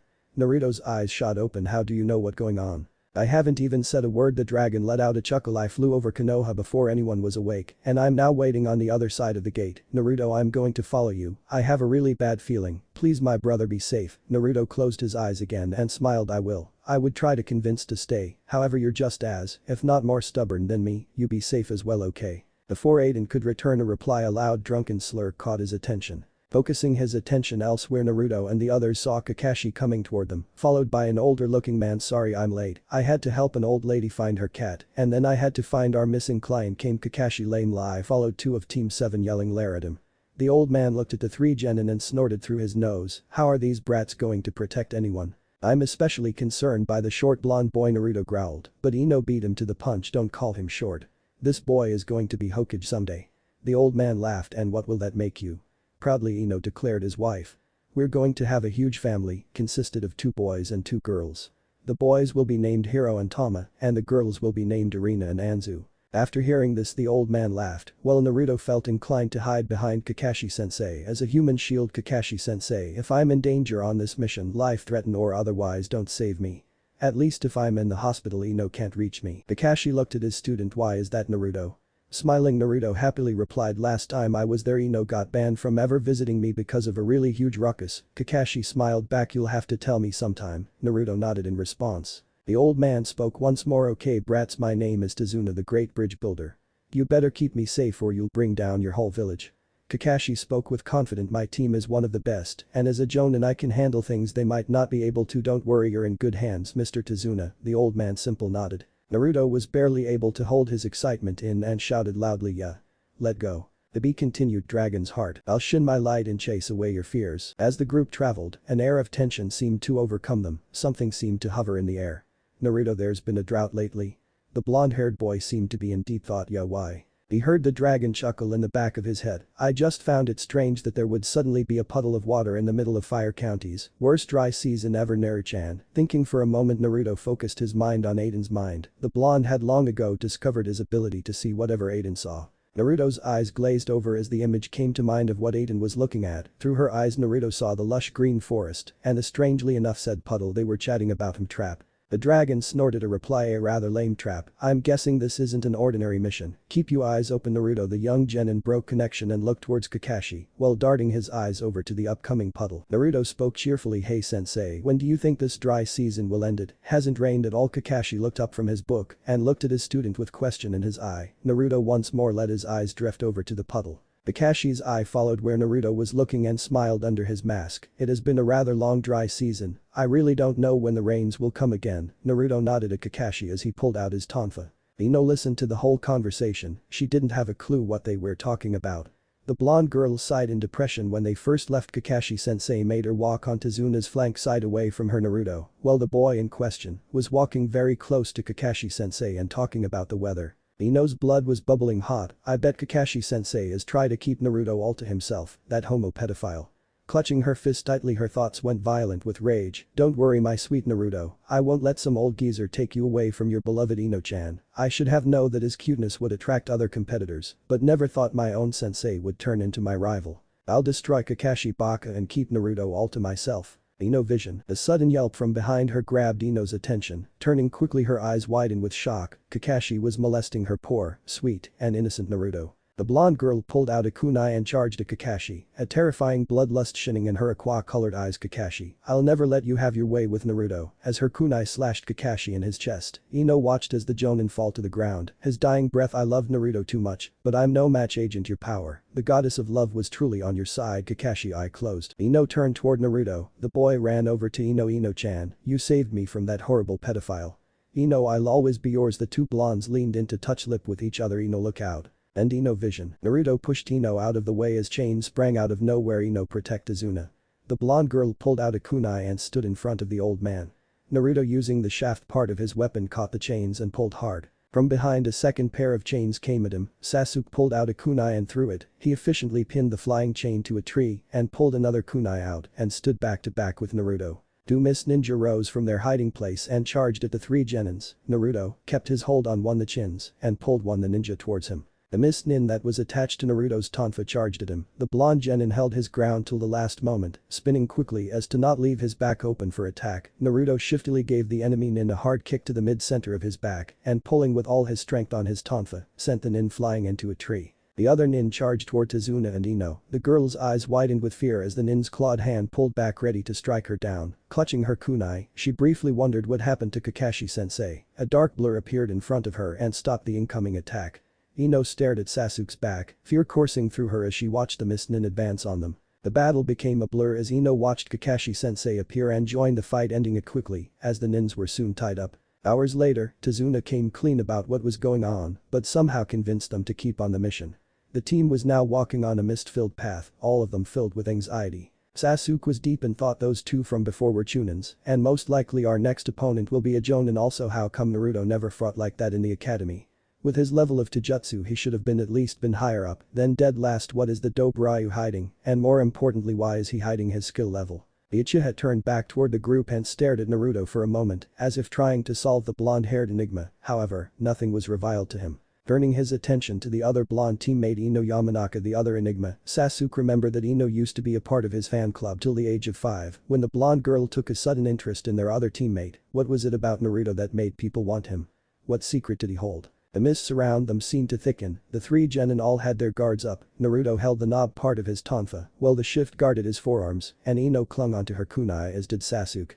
Kakashi looked up suddenly and shouted, duck. Everyone dropped to the ground as a giant sword came flying out of the mist. A chuckle was heard. The ninjas looked up, but saw nothing till a figure appeared from the mist. A man was clutching the sword that had just been over their heads. So the famous copy nin Kakashi really is here. It will be an honor to kill you. The man, obviously a ninja, spoke venomously to the silver-haired Jonin. Zabuza, demon of the mist. One thing led to another, and before the Genins knew what had happened, their sensei was trapped in a water prison jutsu. The silver-haired nin yelled at his students, get Tazuna out of here. Run. However, they were frozen to the spot with fear. Naruto was trembling. Even if we ran, he is a Jonin. He'll catch us in no time and kills without any thought. The blonde heard a growl in the back of his head. Naruto, you have nothing to fear, I'm coming to save you, be ready to fight. Hearing the words of his dragon friend, Naruto clutched his weapons firmly. I'm ready, Aiden, let's fight together, let's save Kakashi-sensei. Naruto put his tonfa back into their holsters and removed his glove. I'm ready. The blonde let the magical energy flow through his body as he remembered his two elfin teacher's lesions. As he reached deep into Aiden's mind for a word to aid him, raising his hand before him, lighting crackled around his clutched fists. Kruga. A blot of thunder exploded from his silver mark on his hand and lightning shoot down from the sky. Zabuza's eyes widened as he pulled his hand away from Kakashi's watery prison and darted out of the attack's way. Kakashi stuck his head out from the water, his own eyes filled with shock as he watched Naruto lower his hand and something landed behind him, something large. Ino's eyes widened after seeing Naruto attack. She watched as Aiden landed behind him. Even after all those years ago, seeing the red dragon was still a marvelous sight. Sasuke was speechless. He thought his eyes were playing tricks on him. However, there before his very eyes standing behind Naruto was a real dragon. Dope, you really have arrived. Zabuza chuckled. I don't know what trick you trying to play, but it won't save you. Before he could attack the Genins, Kakashi intercepted him and the two began to fight once more. Jutsu clashed against one another, blood spilled, and kunai flew. However, what ended the fight was a hunter nin coming in and taking Zabuza's body away, and when they were out of sight, the students watched as Kakashi fainted from chakra deprivation. A day and a night passed before Kakashi woke up and lots of questions needed to be answered. The whole team was staring at both Naruto and Aiden, each with their own thoughts. Ino was secretly smiling. Finally. Now that Aiden is out in the open, Naruto will finally reveal his true greatness. And soon I can tell him I knew about Aiden all along, and then he'll fall madly in love with me for real. Sasuke was baffled. This has to be a dream or a Jinjutsu. No way can that dragon be real. Kakashi was himself. Well, this is interesting. Naruto explained to everyone how Aiden came to be with him. He explained about the training he was currently relieving from the two elves, about the mark on his hand, and about his unknown limit. A day passed. The three Genin were slightly on edge. Kakashi had told them Zabuza was still alive, and so Team 7 was currently training in chakra control. Ino had the best control of the three. Sasuke and Naruto competed against each other, both boys wanting to be better than the other. Night fell upon them, and the darkness forced them to return to Tezuna's home, where the old bridge builder told of a hero, a great friend and father. They learned of a little boy's sadness and lost. When the sun kissed the sky once more, Naruto was nowhere to be found. The azure eyes opened wide, Naruto looked up at the person who woke him. An older-looking girl was staring down at him, smiling. You'll catch a cold if you sleep outside like that. Naruto simply smiled. The two had a pleasant conversation. The girl, he found, was named Haku and was in fact a boy. Time seemed to fly by. Naruto and Sasuke mastered the tree climbing exercise and were put on guard duty. Sasuke was breathing roughly. His opponent had some kind of keke genki using ice mirrors. Needles were sticking out of his body. Naruto was unconscious, and the boy was about to have needle thrown at him once again. The needles flew and Sasuke charged ahead. Naruto opened his eyes. Sasuke. The blonde caught the raven-haired youth as he fell. Blue faded into red. In blind fury, Naruto attacked. Kakashi was busy with Zabuza when he felt the Kyuubi's chakra. Thinking fast, the Jonin pulled out a skull. Naruto punched the masked boy and saw the face of Haku as the pieces of his mask fell to the ground. Naruto shook. Aiden, help me. It seemed to happen slow motion. Haku was making another ice mirror to take the blow for Zabuza when Aiden dove down from the sky and pinned Haku to the ground and smashed the ice mirror. Zabuza fell, blood dripping from the fatal wound from Kakashi Chidori attack. Haku's scream brought pain to all who heard it. Naruto felt himself go numb with pain. Gato laughing rage filled the Genin once more. His eyes shut close, a rush of chakra flowing into his body. Snapping open his eyes, Naruto's vision had changed. His eyes changed color yellow with a large black slit in the middle. The blonde boy didn't see faces of his enemies. He saw bodies filled with different colors: red, yellow, green, and blue. The center of each body began red. Naruto knew deep inside that red blotch was his target. Aiden, I won't let them get away with this. Pulling a kunai out, Naruto moved forward. Everything seemed to move in slow motion once again, but this time he was stopped from moving by Kakashi-sensei. Aiden was glad. Kakashi grabbed Naruto. What the boy wanted to do, the dragon knew he wasn't ready for. Let out a feral howl. The dragon charged forward, ripping Gato's man apart left to right with her teeth and opening her mouth. As she reached Gato, she swallowed him whole and his followers fled. To be continued. Amak inspired from a review from Smart Redneck. 10-year-old Naruto slept soundly in his bed, content he was to dream away. Sadly, a horrifying sound drove the blonde into a state of conciseness. Two voice crying out, Guy-sensei. Lee. Guy-sensei. Lee. Guy-sensei. Naruto's ears twitched with annoyance and shouting out at the top of his lungs, at midnight already, will you two shut up? And Amak, dragon's eyes, I open my world to you. The tired Genin team had made their way through the gates of Konoha, all of them had one thing on their minds, that was sleep. Cell 7 bid their goodbyes to one another and went their separate ways. Naruto had just flopped down on his nice comfy bed, he had just closed his heavy eyes, he had just fallen asleep, and then they come Durvane and Maurin, the two elves come into the room arguing as per usual. Durvane, we have to tell him or those two will, and Naruto isn't going to be prepared for their arrival. Maurin was already in mother hen mode about something, Durvane however was in evil big brother mode. Please. When is anyone prepared for them? Also Naruto should learn to expect the unexpected. Maurin twitched. Okay, no more card captor Sakura for you. Also we are going to prepare him for his advanced training whether you like it or not. Naruto sighed and got up. Okay, what the hell is going on? I'd like to sleep, I'm very tired. Maurin spoke first. Elves from the north are coming to oversee your training. Word has it that you might have awoken the first part of your blood limit and they want to send their high priest and most noble warrior to oversee your training further. We know these two personally and they will annoy you. Naruto didn't say anything, instead he fell back and went to bed. Meanwhile on the outskirt of Konoha, two figures made their way toward the village. Kai, are you sure we packed everything we need? The one named Kai replied, is that something you should be asking now, oh dearest brother Ten? Kai heard Ten chuckle. I suppose you're right, little sister. It is a moot point seeing as we are not far from Konoha. Kai twitched. You're only older by 1 minute. Ten just chuckled at his sister's antics. The night had come and gone, so now Naruto was up and about and walking down the streets of Konoha. Behind him was a square-shaped rock. Naruto felt himself twitch with annoyance. Konohamaru. You're not fooling anyone. The blonde boy turned to face the rock, which promptly exploded to reveal three children. One a boy with a blue scarf, another a girl with a pink shirt, and the final one a boy with glasses. All three shouted, "We're the Konohamaru squad." Naruto felt sweat drip from his face as the children introduced themselves. I'm the leader Konohamaru. The blue scared boy made an unusual pose. The next to speak was the girl. I'm the sexiest Kunoichi in kindergarten Mogi. The final boy spoke. I'm Aiden, the smartest kid in school. The last two followed their leader and made silly poses. Naruto sighed before turning away and walking off, however, the youngsters followed after him. Naruto Nai-chan, you promised to play with us. They shouted. The older blonde sighed again. Okay, why not, I have nothing to do anyway, so let's play. Naruto smiled as the children gave a happy yell. Konohamaru smiled and shouted, then tag you're it. With that said, the children shattered and Naruto gave slow chase, knowing full well he could outrun them any moment. Konohamaru ran with joy along with his friends, not noticing what was in front of them. An unusual black-suited character, the younger boy, had slammed into him. Naruto stopped in his tracks and growled, hey, put him down. The person in the black suit smirked, I'm sorry, but this brat needed to be taught a lesson in respect. You can't have kids just running into people without punishment. The blonde Genin glared at the other boy who now held the Konohamaru by the front of his shirt in the air. The blonde-haired girl with 4 pigtails in her hair walked up behind him. Kankuro, just put him down. Kankuro merely chuckled. Oh Tamari, I'm just teaching thigh. Before he finished his sentence, Naruto had dashed forward and punched Kankuro in the left side of his jaw and grabbed Konohamaru from the older boy's clutches and leapt backward away from the sand nin. Naruto put Konohamaru down and proceeded to walk away. The female sand nin called out to him, hey, what your name? Tamari saw the blonde boy smirk. You should know Tamari, after all I did become a ninja and not a mythologist. At his word Tamari's eyes widened and something in her mind snapped in recollection. I'm Naruto Uzumaki and you made a promise to me, however I'm definitely not interested in someone like you. The blonde boy turned once more from the sand nins with Konohamaru follow behind. Kankuro blinked and wondered what the hell he was talking about. As he turned to question Tamari, he received the shock of his life. Tamari was looking dangerously scary. Her brother actually took a few steps back. I remember him here. I'll make him keep my promise no matter what. And blonde-haired girl ran off following Naruto and the kids. Poor, confused Kankuro just shook his head. I have no clue what's going on, so I'll just keep walking and hope Gaara doesn't want me killed. Naruto now stood on the bridge where his team normally met, the cool breeze blowing through his blonde hair, his eyes closed. All in all, he looked like an angel.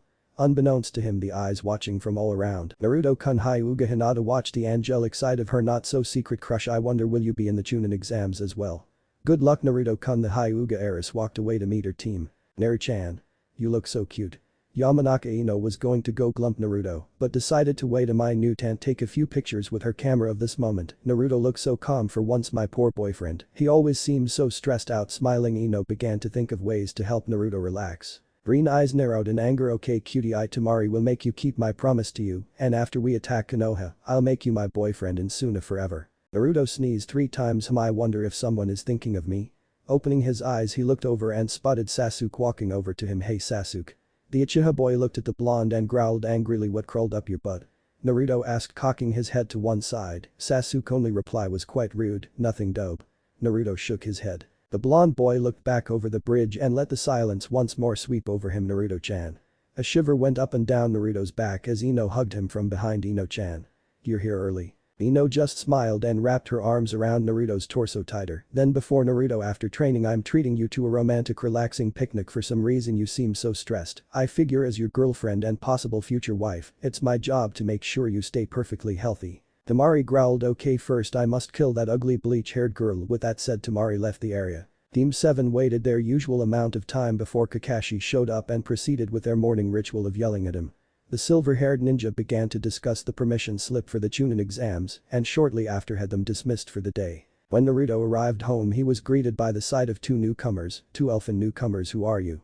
Was all poor Naruto could say. One of the two was a boy about Naruto's height with long white silken hair that went to about his waist, purple eyes, pale skin, and wore white garments of the priesthood. The other elf was a girl of the same height and looked exactly like the boy, except she wore leather armor. The boy walked over to Naruto and bowed. Dear Dragon Keeper, I'm the holy monk from the north. The Great Ten, the wisest of all the northern elves.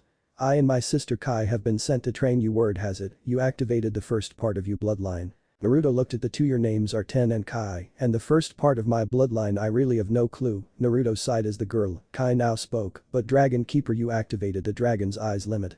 Naruto's head perked up. Dragon's Eyes, is that when I see all those weird colors? Ten smiled. That, dear Keeper, would be body heat. The Dragon's Eyes allow you to see body heat in a 360-degree radius similar to the Byakugan. Only thing is you can see the chakra lines like them or force chakra out of every opening in your body. Naruto nodded in understanding. Keeper, 10 is to teach you sealing arts and I am to teach you elf-style taijutsu to incorporate into your already existing dragon style and to bring out the next level of you bloodline. All Naruto could do was nod. 10 Kai, I'm taking the Chunin exams tomorrow. Can we hold off for a while? The elf twin smiled. Sure, this give 10 and I time to set up our shop. Naruto blinked. You see, Kai and I must blend in with Konoha and we're setting up a health food store to bring in a little money as an on the side thing. The blonde Genin just walked off to his room, knowing that his life just got more difficult.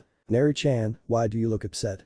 Lee entered the room they shared and sat down next to the laying down Naruto. The blonde looked up at Nikki. It seems I never get a break. First it's Ino who wants all of my time going out on dates, her help running her family's flower shop, or it's my senseis, all 6 of them. I barely have time to rest it seems. Lee smiled. Naru-chan, why don't you start from the beginning and tell Nikki what's been going on in your life?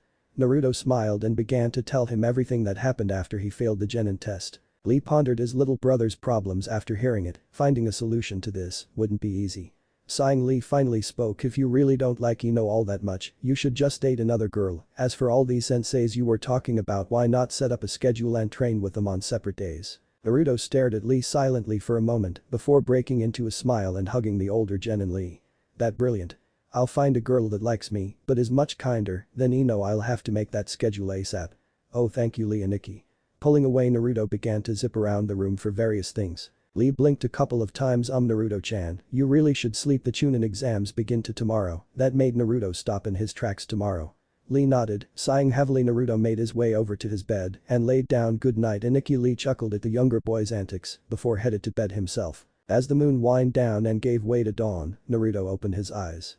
The young blonde bolted from his bed and got ready for the day ahead. As he made his way towards the front door, a hand placed itself on his shoulder. Turning, he found Ten smiling at him. Naruto-sama, I have a gift for you. Reaching into his robes, the monk pulled out an amulet that had a dragon carved into it. This, Naruto-sama, will allow you to call Aiden when you need her. This amulet is called Dragon's Blood. For generation, dragon keeps have kept this amulet around their neck for when they're in most need of the dragon partner. Before Naruto could speak, the monk slipped the amulet over the blonde's head and spoke once more. And don't ask me how to use it, cause I really don't know. You'll have to figure that out for yourself. Well, good luck on your exam, Thinji. The monk walked off happily, while Naruto felt his eye twitch. Great, I have a useless amulet. Turning back to the front door, he headed off. Team 7 met in front of the Ninja Academy and proceeded to walk toward their destination. Sasuke looked around and nudged both Naruto and Ino. Hey, did you? Naruto turned towards Sasuke and nodded. Age and Jutsu. Ino looked over at Naruto, ready to compliment him when she noticed his eyes weren't blue anymore, but yellow with black slits. Naruto, your eyes. The blonde-haired boy chuckled. It's just part of my bloodline, it allows me to see body heat. Ino-chan, and I see the Jinjutsu caster over there. Naruto pointed to what looked like a blank wall. Sasuke smirked. Oi. Drop your Jinjutsu. After the Uchiha said that the Jinjutsu dropped, reviling the caster. Not bad, but you're going to need more than that for this exam. The 3 Genins ignored him and walked into the classroom for the exam. Ibi continued. Dragon soul. Bond stronger than death. Team 7 entered the classroom and found themselves meeting up with their old classmates. Ino pig. You guys are here as well. Sakura called out to her ex-friend. Ino growled at the nickname. Of course we're here. Team 7 is the best team out there. Unlike you forehead girl. The two growled and hissed at each other and looked ready to claw one another's eyes out when a voice spoke up. You're drawing a lot of attention, you really should keep quiet. All the rookie 9 looked up to see a teen with glasses and silver hair. The teen continued to speak. You're making so much commotion that the other teams from other countries might get upset. Naruto smiled at the silver-haired person. Thank you for the warning. Name's Naruto, and who might you be? Smiling, the teen introduced himself. I'm Yakushi Kabuto. If I were you I'd be most careful. This exam is extremely dangerous. I've taken it several times. Ino chuckled. Then you must be real idiot. Unlike my Neri-chan who's super smart. She exclaimed, sighing. Naruto looked at Kabuto silently, saying sorry with his eyes. Forgetting the comment, Kabuto, would you mind sharing your knowledge of what might be expected? Well, since you are fellow Konohanins, I could share a few pointers. Just because I've failed on past attempts doesn't mean I haven't spent my time wisely. I've been collecting information on various ninja from other counties. The silver-haired teen reached into his pouch and pulled out a deck of blank cards. When I put my chakra onto these card, information is revealed. Turning to Naruto. Kabuto smiled. If you have the name of someone in particular you'd like me to look up, I'll find it. Sasuke glared. Uzumaki. Naruto. Kabuto looked up at Sasuke, smiling. Oh, you want to find someone out about your own comrade? Sasuke growled. Just tell me some information on him. Sighing, the silver-haired teen went through a series of hand signs, placed his hands on the deck and began to shuffle them around. When he pulled one out, Kabuto began to read it aloud. Uzumaki Naruto, Jonin Sensei Hada Kakashi, teammates Yamanaka Ino and Uchiha Sasuke. Taijutsu is well above Genin level, almost mid-Chunin level. Jinjutsu is in weak area, but ninjutsu seems to be his highest area, as well as stamina, and chakra levels are well above a Chunin level. 50D rank missions, and wanna rank? The raven-haired boy growled angrily, his fists clutched tightly before he turned and stormed off. Naruto felt sweat drop off the back of his neck. Well, that could have gone better anyway. There's someone I'd like more knowledge on. Tamari formed Suna. The blonde heard Ino growl about something, but shrugged it off as Kabuto flipped through his deck of cards once more before pulling out a new. Taking the card, Naruto read through it. She is defiantly someone I wish I didn't piss off. Sighing, he gave the card back to Kabuto. Turning to his teammates, Naruto felt that he was suddenly nearing the end of his life with the way Ino was glaring at him. Ino-chan, is something wrong? Ino fumed. Why would you need to know about any other girl than me? Feeling sweat dripping off his face, Naruto took a deep breath and prepared for the beating he would most likely get from his female teammate. It happened when I was only 10. He told Ino of his fateful encounter with the Sand Nin. Naruto closed his eyes and waited for the oncoming pain or loud yelling that would soon come from Mount Ino. Taking a calming breath, Ino smiled. You said you'd dump her in a humiliating way, right? Because if that's true then I have nothing to worry about.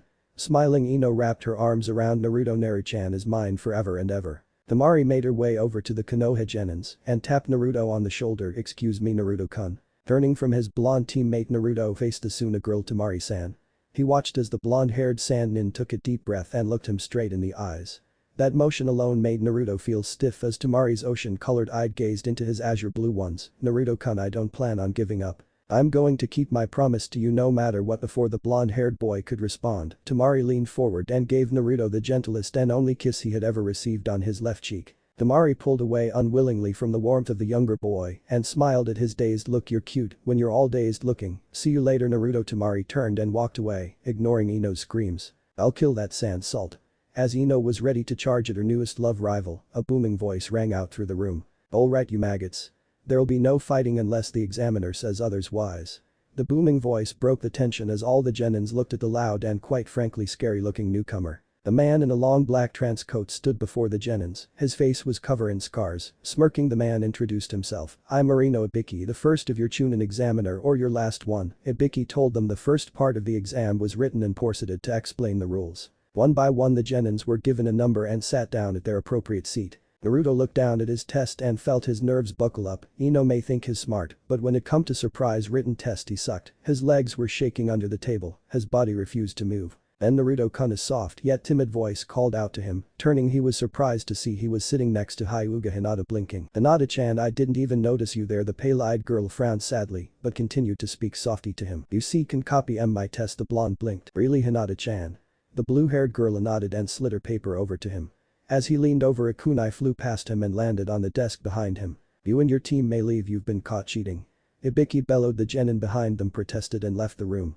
Naruto felt sweat once more dripping down his back, turning back to Hinata. I'm not going to copy, I don't want you to get caught and expelled, I'll find some other way to pass, the Hyuga girl sadly nodded. Naruto, let me see the test through your eyes. Naruto nodded and concentrated chakra into his eyes to allow Aiden to see what he saw. This isn't easy, and with all those rules how can anyone pass?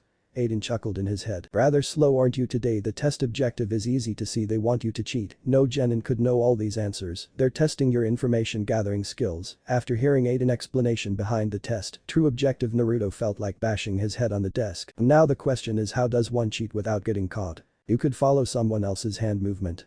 If you activate the dragon's eyes you'll be able to see the heat their hand gives off, Naruto chuckled. Or see the heat marks left be the pencil forming a hand sign. Naruto closed his eyes for a moment and let a small amount of chakra flow into them, and when he opened his eyes again, they were yellow with black slits. Looking forward at the seat in front he could see the person's body heat, and looking down, he saw the tiny heat mark from the pencil had left, and he began to copy word for word before the words disappeared. The rest of the exam proceeded without a hitch until the 10th question. However, after rousing speech from Naruto, it turned out okay, at least till the next examiner come in via crashing through the window, a huge banner behind her. Yo, I'm your next examiner, Mitarashi Anko.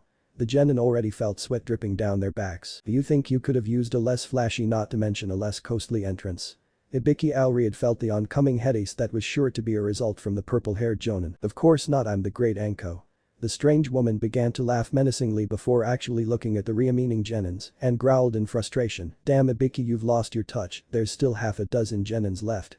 Oh well, it makes my job more fun to kill, I mean persuade them to leave. Anko laughed once more as everybody in the room began to fear for their lives. Aiden, if I die you can have my CD collection. For some reason Naruto felt a tingle of happiness in the back of his mind. Does that include the Hack Sign album? And the Full Moon Syllages?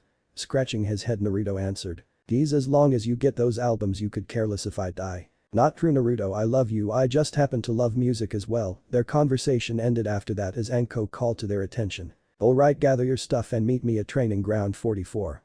With that said, Anko disappeared in a cloud of smoke. The Genins piled out of the room team by team and readied themselves for the next part of the exam. As soon as the room was empty, Ibiki went around collecting the test papers and stopped at Naruto's. Well, this is interesting, these answers are correct, but my reports told me Naruto was horrible at surprise tests. What an interesting kid. Training ground 44. As the Genins from all around the different villages gathered in front of what looked like a giant forest, Ino and Sasuke found themselves waiting for Naruto. Temari had cornered Naruto up against a tree. Naruto-chan, she placed a hand on the frightened boy's face. You know, I never thought you'd grow up to be such a cutie. The blonde-haired Sannin gently rubbed his face. That Ino girl really got you messed up, didn't sigh. I just want to keep my promise, I don't want to force anything on you, but who you choose is well your choice, but let me give you a little. If to think things over before Naruto could react, Temari leaned forward and placed her lips on his. Naruto's eyes widened as a pleasant and warm feeling rushed over him. His inexperienced lips, unsure of what to do, tried to pull back, but Temari wrapped her arms around him tightly.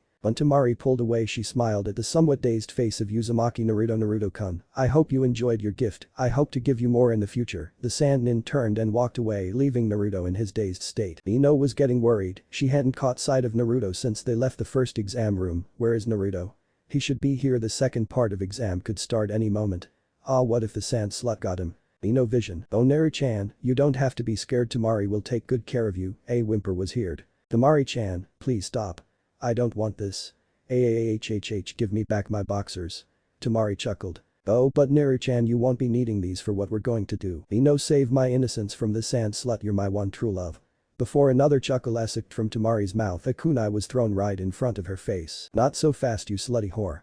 If you want Naruto you'll have to fight me. Nodding, Temari stood up and both girls assumed a fighting stance, each sizing the other up, both waiting for the other to attack. I will never forgive for trying to taint Naruto-kun's innocent body with your filthy slut one.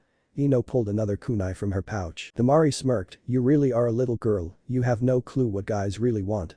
That was the straw that broke Ino's mind as she charged forward. Throwing a punch, Temari blocked Ino, only to not notice Ino twist her body and use her leg to kick her across the face. However, Temari swept legs under Ino's feet and knocked the other girl down. Both girls quickly got up and charged at each other once again. Ino.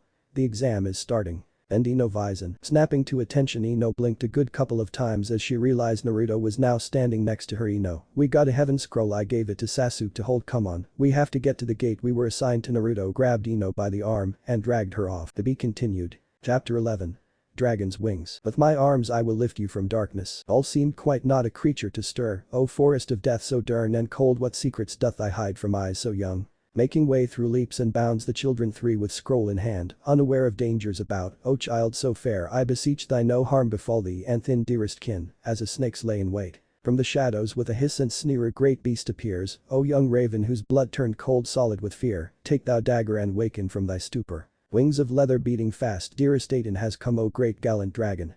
O sweetest fox, try as thy might you're falling and faulting yet again you stand, despite the flowing rivers of life down your wounded veins. O wild boar, you make not a move, the only witness to the horrors unfold, as you watch your dearly beloved and most honored friend, one high in the sky on upon gallant dragon, as dear raven is hit a venomous mouth upon his neck. He shall seek me out, I will give him all dreams, the power he most desires. O dear beauty, I leave this gift to both you and dear fox. O wild boar, you watch in horror as thine dearest love is assaulted by thy beastly foe, yet again, you make not a move. O sweetest fox, you leap from your dragon kin into the dreary sky, you wounds all healed yet fire shoot through your body into your back and tail. Dear raven lying helplessly upon the forest ground, your eyes grow heavy, and the last you see great wings sprouting from your rival's back. Sweetest fox, you're flying now, tail from your back now guiding your path, you soar up high and loop about your beastly foe before you now, as Mother Gaia lend you her strength.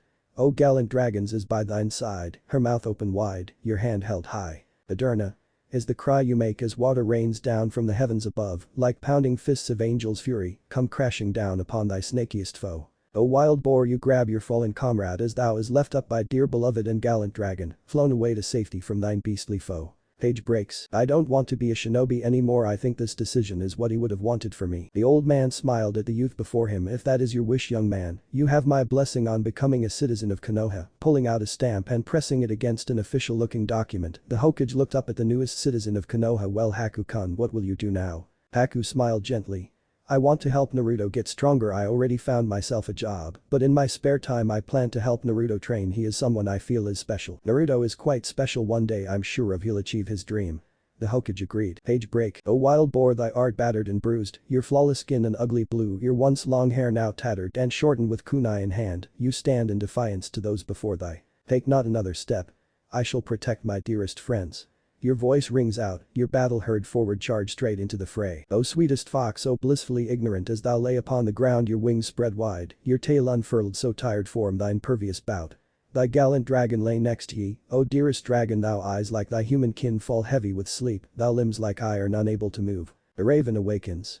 O raven, thy normally pale skin now covered with eerie black spots, red eyes ablaze and your body cloaked in purple light, your eyes focus on thy fallen friends. Be know you speak who hath done this. O raven filled with rage, the sight of thine injured and tattered ally only provoke thy further from sanity. O raven, dear raven, so full of rage you merciless attack thy foe, foreign power flowing through thy veins, your sanity slipping. The eyes of blue you cry, O wild boar, once more thou art helpless as thy stand to witness once more a great horror, tremors of Degust run through thy body, as the sickening crunch of breaking bones sound throughout the forest. O wild boar, make haste as thine arms encircle thy dearest friend. Sasuke. Stop, oh please stop. The battle is done, he hath surrendered. His scroll is ours. Wild boar, your pleading has been heard, dear raven is soothed, his skin now normal, he looks upon thee and smiles. Be no tell Naruto not what you have seen, tell him, not with these words said dear raven gives in weighted down eyelids. Page break. Haku made his way through the busy streets, he was already late for work. Turning a corner he stepped into a health food store. Then Sama, Kai-sama, sorry I'm late, my meeting with Hokage-sama took longer than I thought. Haku, I let it pass this time, Hovari will not always it again, promptness is an invaluable trait. But no damage done today, isn't that right dear sister Kai? Then you always make a big deal out of nothing. Haku, be as late as you want, you're only human after all. The feminine boy felt sweat drip down his back as he watched the two siblings fight each other over who was right and who was wrong. Page break. Team 7 entered the tower, opened their scrolls, and Iruka-sensei appeared with a gentle smile on his face. Congratulations on passing the second part of the exams. To be continued. Chapter 12 Dragon's Kin. Let's stick together. Ino sighed, her mind still reeling from what happened in the Forest of Death. Flashback. Ino watched as Naruto jumped off Aiden's back in order to try and get away from the snake beast. She watched as the strange man almost had Naruto in his clutches. But what happened next sent her mind wheeling backwards. Blue chakra wrapped around Naruto's body, and the young blonde-haired boy began to scream in pain. Ino winced as she heard the sound of ripping flesh, as huge red dragon wings tore out of his back, and a long red tail from his tailbone grew out. The blonde girl watched as Naruto instinctively seemed to fly up into the air and loop around, just as the snake man seemed to reach his jumping limit. She watched as Naruto seemed to draw in energy from the earth itself. "Adurna!" Naruto yelled out. Both he and Aiden summoned a water spell that fell from above like a waterfall down on the snake man. Ino had grabbed Sasuke as Naruto and Aiden swooped down and carried them off. Then flashed back, as if feeling a sudden chill at the thought of that snake-like man. Ino arms wrapped around her body to warm herself and turned to her two teammates. Sasuke had frightened her greatly with what happened back there. Flashback. When Sasuke regained consciousness, a dark purple light seemed to cover his body. Ino, who had been fighting the Sound 3, was bruised all over and her hair was shortened in order to free herself from the enemy's hold. Sasuke looked at her, his Sharingan was active and he seemed very menacing. "Who did this to you, Ino?" The Uchiha turned his head from the blonde girl to the Sound 3. "Did they do this? I'll kill them." Ino watched as Sasuke charged forward, drawing out his weapons. Then flashed back. Ino remembered begging him to stop, the tears falling down her face, and the last words Sasuke said before he passed out. Flashback. Sasuke whispered, "Please Ino, don't tell Naruto, I don't want him to worry, he focus on the Chunin exams with that," said the Uchiha boy passed out. Then flashback. Looking towards Naruto, Ino sighed again. It seems he activated another part of his bloodline and it wasn't going away. Naruto now had huge red scaled dragon wings sprouting out of his back and a long matching tail coming from where his tailbone was supposed to end. Flashback. Naruto awoke with a start. The blonde-haired boy scrambled to stand up. Where is he, that snake slut looking guy?" He looked around frantically. Ino placed a hand on his shoulder. "Naruto, calm down, it's alright, but you activated another bloodline limit it seems, haha." Naruto looked at Ino. "Really, I don't remember what I do." Clearing her throat, Ino scratched the back of her head as she felt sweat dripping down her brow. "Well, you have wings and a tail, how could you not notice?" Blinking a couple of times, Naruto looked behind him, his eyes widened, he looked down, and he turned slightly blue in the face. How the hell do I go back to normal? I can't be a dragon boy for the rest of my life." Then flashback. To say Naruto was embarrassed would be an understatement. Right now all he wanted to do was hide under a rock. Sadly, Aiden wouldn't let him. The dragon had gone with them into the tower and was standing next to him at the moment, and she was loving all the attention all the other genin were giving her. "Aiden, they won't stop staring. How do I make these wings go away?" Naruto whined through their mind link. "Why would you want them gone? They're very distinctive. Plus, did you see the look on Kiba's face when you guys walked in with me? It was so funny, I thought he was going to pee himself."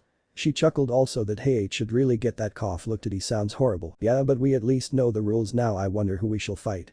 Naruto's mind seemed to wonder, should I have Mizo or beef ramen today? Aiden could only sigh at her partner's chain of thought. Go with the shrimp, better to eat some meat than none at all. "Naruto, what the hell happened to you?" Sighing, Naruto turned and faced the one person he thought would never curse out loud, his own brother Lee. "Well Lee, some things happened and now I wings and tail." This was the only reply Naruto could give. "Naruto, is that a real dragon besides you?" Tenten asked. "Even if it is really, you will still lose in this round, it's destiny." Neji spoke without feeling. "Troublesome, now anyone who goes against Naruto will also have to fight a dragon." Shikamaru moaned. "The wings and tail just makes him look stupid. Sasuke will always be cooler." Sakura shouted. "Hell yeah, Naruto looks awesome and his dragon is totally kick-ass." Inner Sakura screamed. Hinata was beyond shocked, her face frozen with fear. She remembered that dragon as the one that come tumbling out of the trees that day, yet there it was lying on the ground behind Naruto, wide awake and alert. The red dragon was bigger than the blonde boy and in her opinion about the size of two horses, and Naruto himself, even though he looked really cool with those wings and tail, she was slightly worried about what was happening to him, not knowing anything about his situation. The real dragon, so awesome, I knew there was something special about that Naruto boy. His eyes also remind me of someone I couldn't help before. Tamari smiled and continued to gaze at the blonde. "I really hope I don't fight him, he would tear my puppets to pieces." Kankuro grudgingly said. "The dragon man, my meat tank attack will never work on that thing. Dragons eat meat." Choji frowned as he stuffed potato chips in his mouth. "Kakashi, did you know about this?" An enraged Kurenai asked the copy ninja. "Well, I knew about the dragon, and wings and tail must be new," Kakashi said with little concern. "This will be an interesting competition now." Asuma chuckled. Page break. Haku was sweeping up the floors of the store, a smile on his face. He was feeling really content with simple things like this. "I'm happy I decided to accept this job offer, still I wonder why they were so eager to hire me." Den and Kai smiled at all the customers they were getting, all the female customers they were getting. "It truly was lucky of us to find Haku-kun." Ten smiled at his sister. "Yes, Ten, as it was, poor boy didn't know he was being followed by all those fangirls, and now they come here and shop for all their health food needs and to see and maybe to get close to Haku-kun."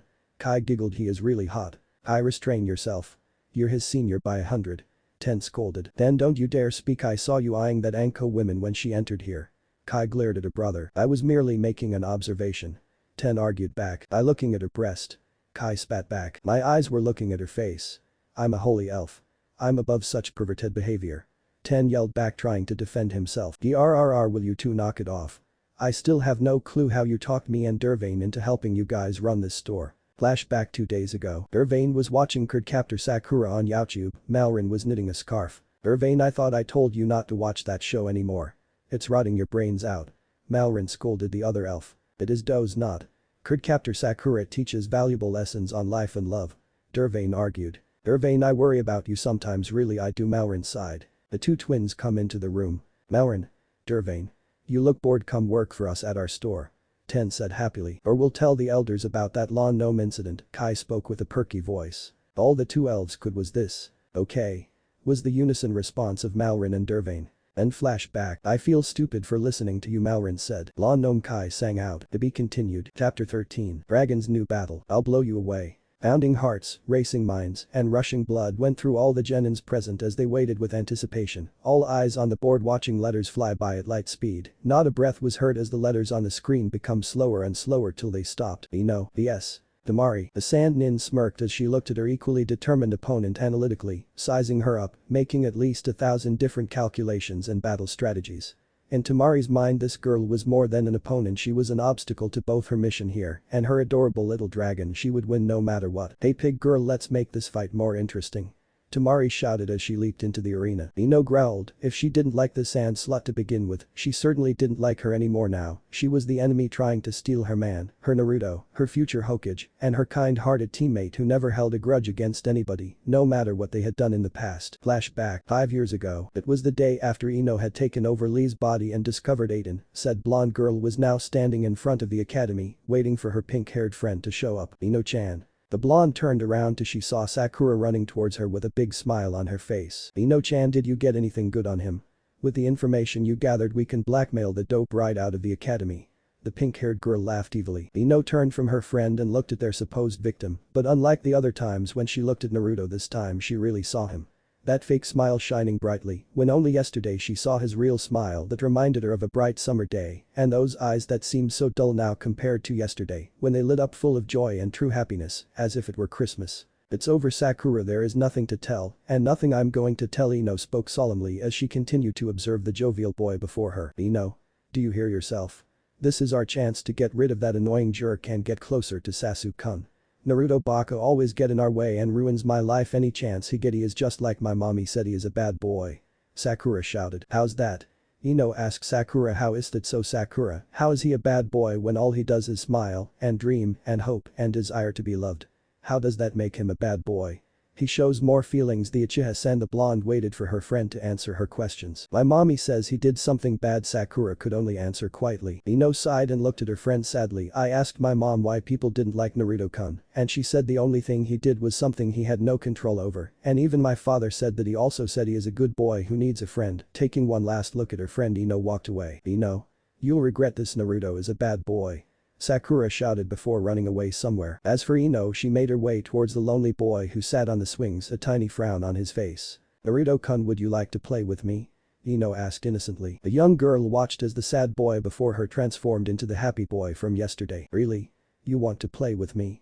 He jumped off the swing and looked at Ino hopefully. Yes, Naruto-chan, let's play, just you and me. The blonde smiled happily. After all that she had done to him, he still trusted her. Ino took Naruto's hand in her own and dragged him off the playground. Then flashback. Turning to her opponent, Ino smiled and jumped into the arena. Alright, what did you have in mind, sand slut?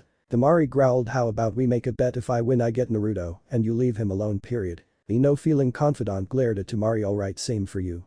When I win you leave Naruto along as well. Aiden, letting out a cough, rolled his eyes at these ridiculous girls. Okay, you know the rules, no killing. Raising a hand, he brought down with a shout, fight begin. He jumped out of the way as the two females began to fight. In the upper part where the Genins were watching, Naruto felt a headache coming on. Don't I get a say in my own love life? Why do all the scary and overpossessive girls come after me?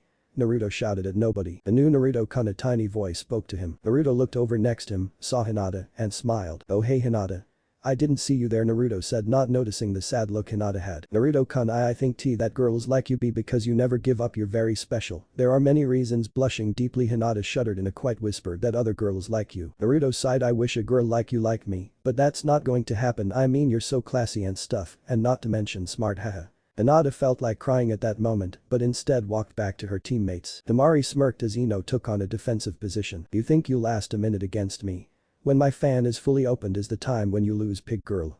Temari shouted. Ino pulled out a kunai and threw it at the sand girl, only to have a heavy gust of wind blow past her and her own kunai fly by her face and leave a nasty cut on her cheek. Temari smiled as she held her fan, one single purple dot showing on it, 2 more dots till you lose, pig girl. Ino growled as she pulled another kunai and charged forward toward Temari. The sand nin smiled never faded as she opened her fan a little to reveal a second purple dot, lifting it above her head, she brought it down as another mighty gust of wind blew into Ino, sending her flying into the wall, only for her to turning into a puff of smoke, revealing a log in her place. Temari scanned the area looking for the other blonde girl. Turning quickly, Temari waved her fan, only to blow away another Ino buncheon, as the real Ino came out of nowhere and delivered a kick to the other girl's back. Ino ducked as Temari tried to send a kick of her own, only to get hit by the oversized fan in the stomach. Temari jumped back a couple of feet in order to hopefully gain a distance advantage. Ino, gasping for air, began to form hand signs Shintenshin no Jutsu. Ino's body went limp and fell to the floor. Temari froze, she couldn't move, and a voice spoke to her. This is my family's special jutsu. I'm in control now, sand slut. Ino yelled into Temari's mind, let's see how Naruto-kun likes you after this. Ino and Temari's body did what most girls would consider a dirty trick, to guys however it was the greatest move ever, as Ino made Temari lift up her shirt and flash everybody in the audience. Oh god, my eyes.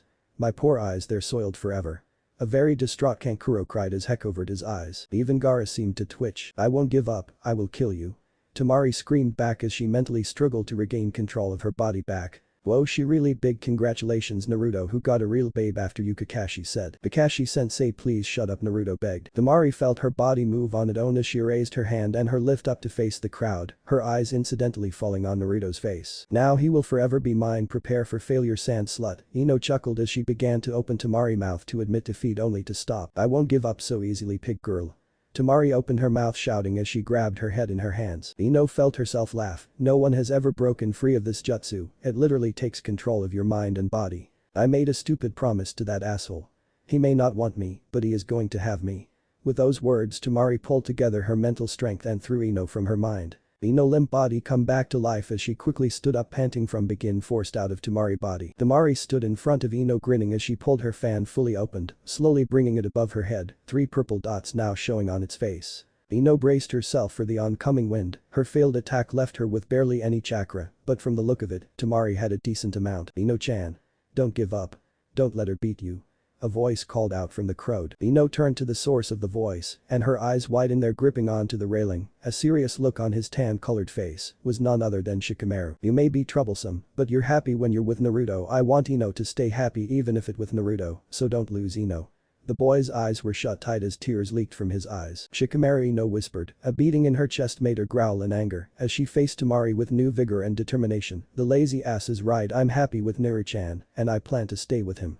Ino smirked, resuming a defensive stance. Temari swung her fan, a gust of slashing wind rushed towards Ino. The leaf girl pulled out a kunai, trying to think of anything to help her. As the wind crashed into Ino, the bleach blonde went flying backwards, her skin getting cut in many places. Temari smirked as Ino went sailing through the air towards the wall. As Ino was about to hit the wall, a figure leaped out and caught the flying girl. Winner Temari of Suna. Ino looked up and saw Shikamaru holding her. Troublesome, but you lost Ino. Shikamaru didn't even look at her face as he spoke. It's alright, I at least tired, and there are other chances to be Naruto #1 girl, just not today. Thanks for earlier, Ino said before darkness overcome her. Naruto watched as Ino was carried away by medics. All eyes turned back towards the screen. Kiba. Yes. Naruto. The Inyazuka member grinned. What luck I get to fight the dope. He turned to face Naruto. Naruto looked at Aiden. You ready, Aiden?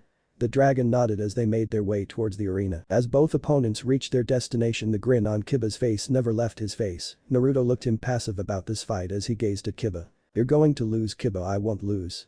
Naruto shouted as he stretched out his dragon-like wings, and Aiden roared in agreement. Hump.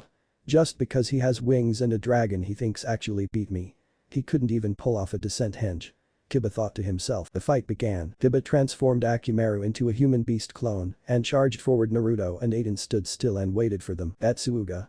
The two Kibas shouted and they become 2 powerful cyclones. Aiden opened her mouth, a stream of fire shot out towards the 2 attackers. Naruto formed a hand sign and shouted Kage Bunshin no Jutsu. And 3 shadow clones of both himself and Aiden appeared. They shot up into the air and divided themselves. Kiba and Akumaru halted and growled. The Narutos and Aidens flew around in circles around Kiba and Akumaru at a speed that made them seem more like a blur.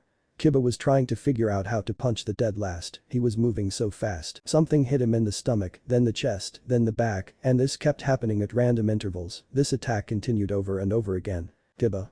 I'm going to show you just how weak I am.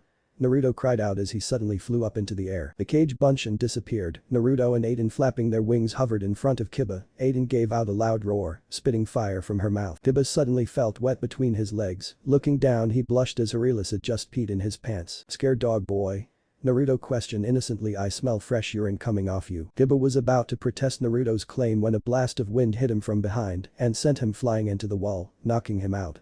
Behind where Kiba had stood were Aiden and Naruto, the pair that was in front of Kiba, disappeared in a poof of smoke. Winner Uzumaki Naruto. To be continued. Chapter 14. Dragon Spirit. I'll follow you into the dark. The second part of the Chunin exams had ended. The finalists included Naruto, Sasuke, Temari, Shikamaru, Neji, Zuko, Gaara, and Kankuro. These finalists were given a month to train for the final part of the exam. Naruto had just visited Sasuke in the hospital. After his fight he had been taken here. The blonde had to smile. He had also visited Hinata the girl before her fight had helped him put away his dragon wings. Now the dragon boy stood before his teacher Kakashi. Sensei, he said, please train me for the next part of the exam.